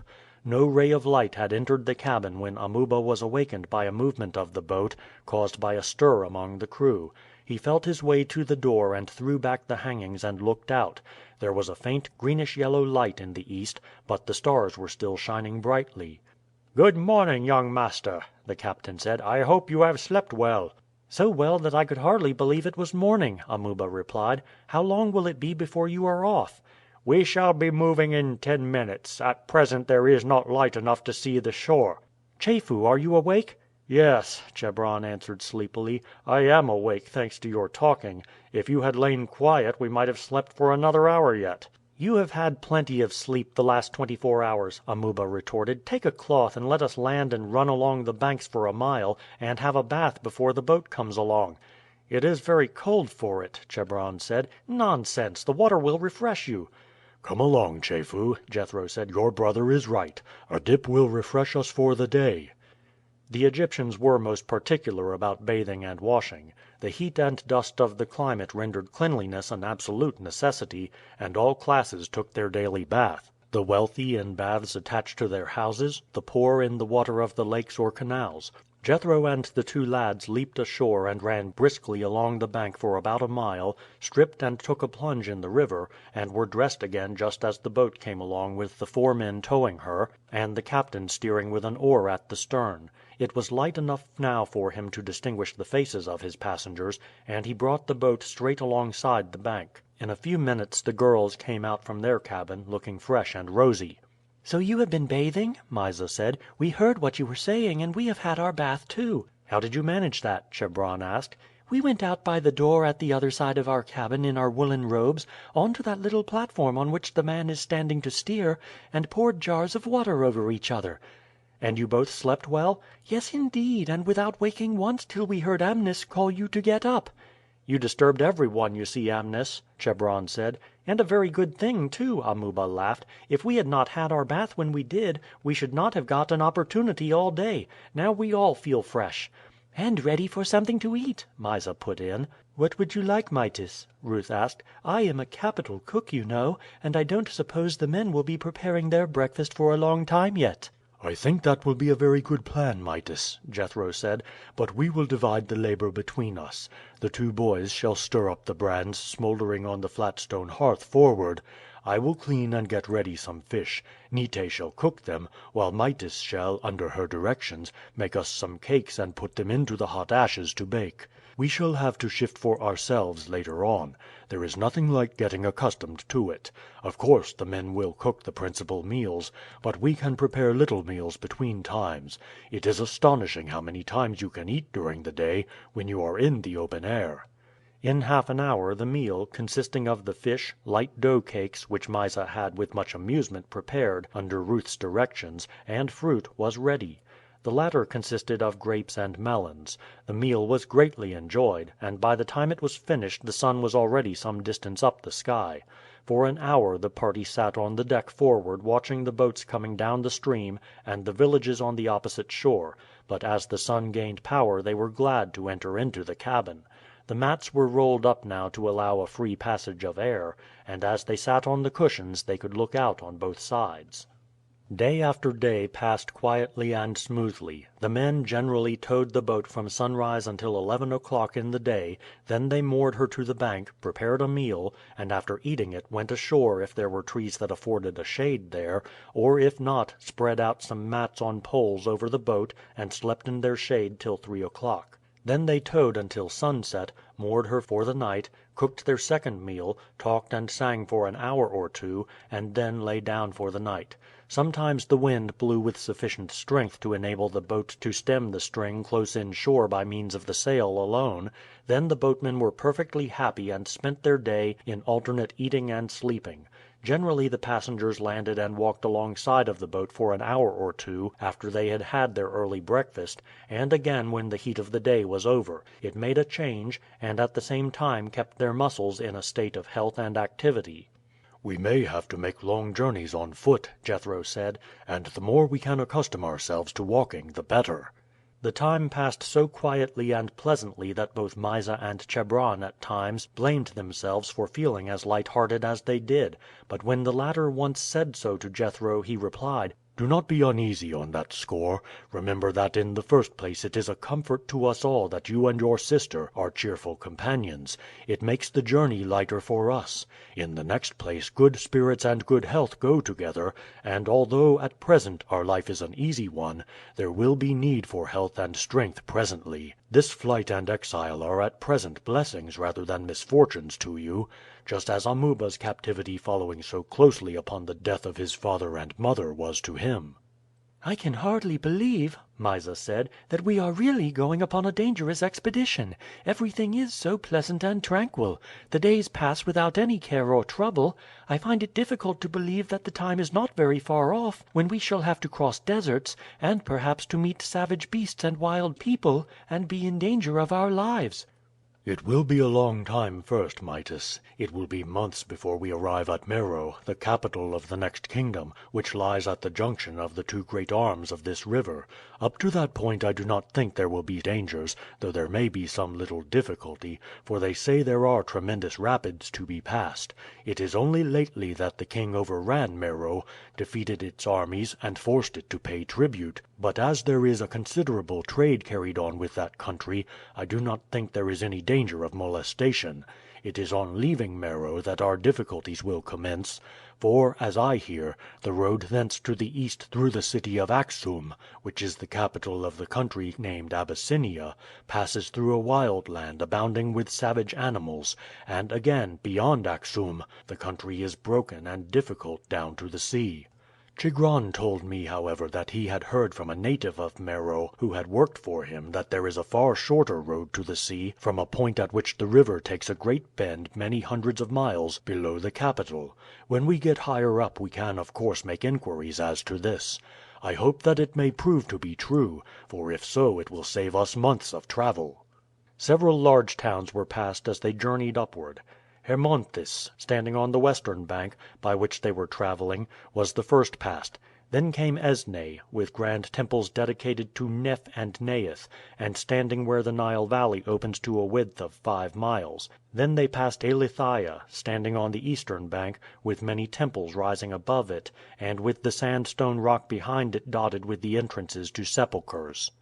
A few miles higher up they passed Edfu. Above this the valley gradually narrowed, the hills closing in until they rose almost perpendicularly from the edge of the stream. Here were temples erected especially for the worship of the Nile, and of his emblem, the crocodile. It appeared to the Egyptians the most appropriate place for the worship of the river, which seemed here to occupy the whole width of Egypt. Here, too, were vast quarries, from which the stone was extracted for the building of most of the temples of Upper Egypt. 16 miles higher Ombi was passed, with its great temple in honor of the crocodile-headed god Sebak. Along this part of the river the country was comparatively barren and the villages small and far apart. In the narrow places the river at times ran so rapidly that it was necessary to hire a number of peasants to assist the boatmen to drag the boat against the stream, and the progress made each day was very slight. 4 days after leaving Ombi they arrived at Syene, by far the largest town they had come to since leaving Thebes. This brought the first stage of their journey to an end. Hitherto they had been traveling along a tranquil river, running strongly at times, but smooth and even. Before them they had a succession of cataracts and rapids to pass, and a country to traverse which, although often subjugated, was continually rising against the power of Egypt. At Syene they remained for 3 days. They would gladly have pushed on without delay, for although the Egyptian authority extended further up the river, Syene was the last town where the governor would concern himself with the affairs of Egypt, or where fugitives from justice were likely to be arrested. However, as it was customary to give boatmen a few days of repose after their labor, and before undertaking the still more severe work which lay before them, Jethro thought it better to avoid any appearance of haste. There was much to be seen that was new to them at Syene. A great trade was carried on with Meroe. Most of the merchants engaged in it dwelt here, buying on the one hand the products of Upper and Lower Egypt, and sending or taking them up the river, and on the other hand buying the products of Meroe and dispatching them to Thebes. The streets were filled with a mingled population: Egyptians with their spotless garments and tranquil mien, merchants absorbed in business, officers and soldiers in large numbers, for Syene was an important military station, officials belonging to the great quarries near, and gangs of slaves of many nationalities working under their orders. Wild looking figures moved among the crowd, their garments, thrown loosely round them, affording a striking contrast to the cleanness of those of the Egyptians, while their unkempt hair was in equally strong contrast to the precise wigs of the middle class Egyptians and the bare heads of the lower class. Their skins, too, were much darker in color, though there was a considerable variation in this respect. Among them were a sprinkling of men of entirely different type, almost black in hue, with thicker lips and flatter features. These were Ethiopians, whose land lay beyond that of Meroe, and who had also felt the weight and power of the arms of Egypt. "These people of Meroe," Amuba said, "are very similar in features to the Egyptians, Chebron, and their tongue is also not unlike yours. I can understand their speech." "Our oldest books," Chebron said, "say that we are kindred people, and are Asiatic rather than African in our origin.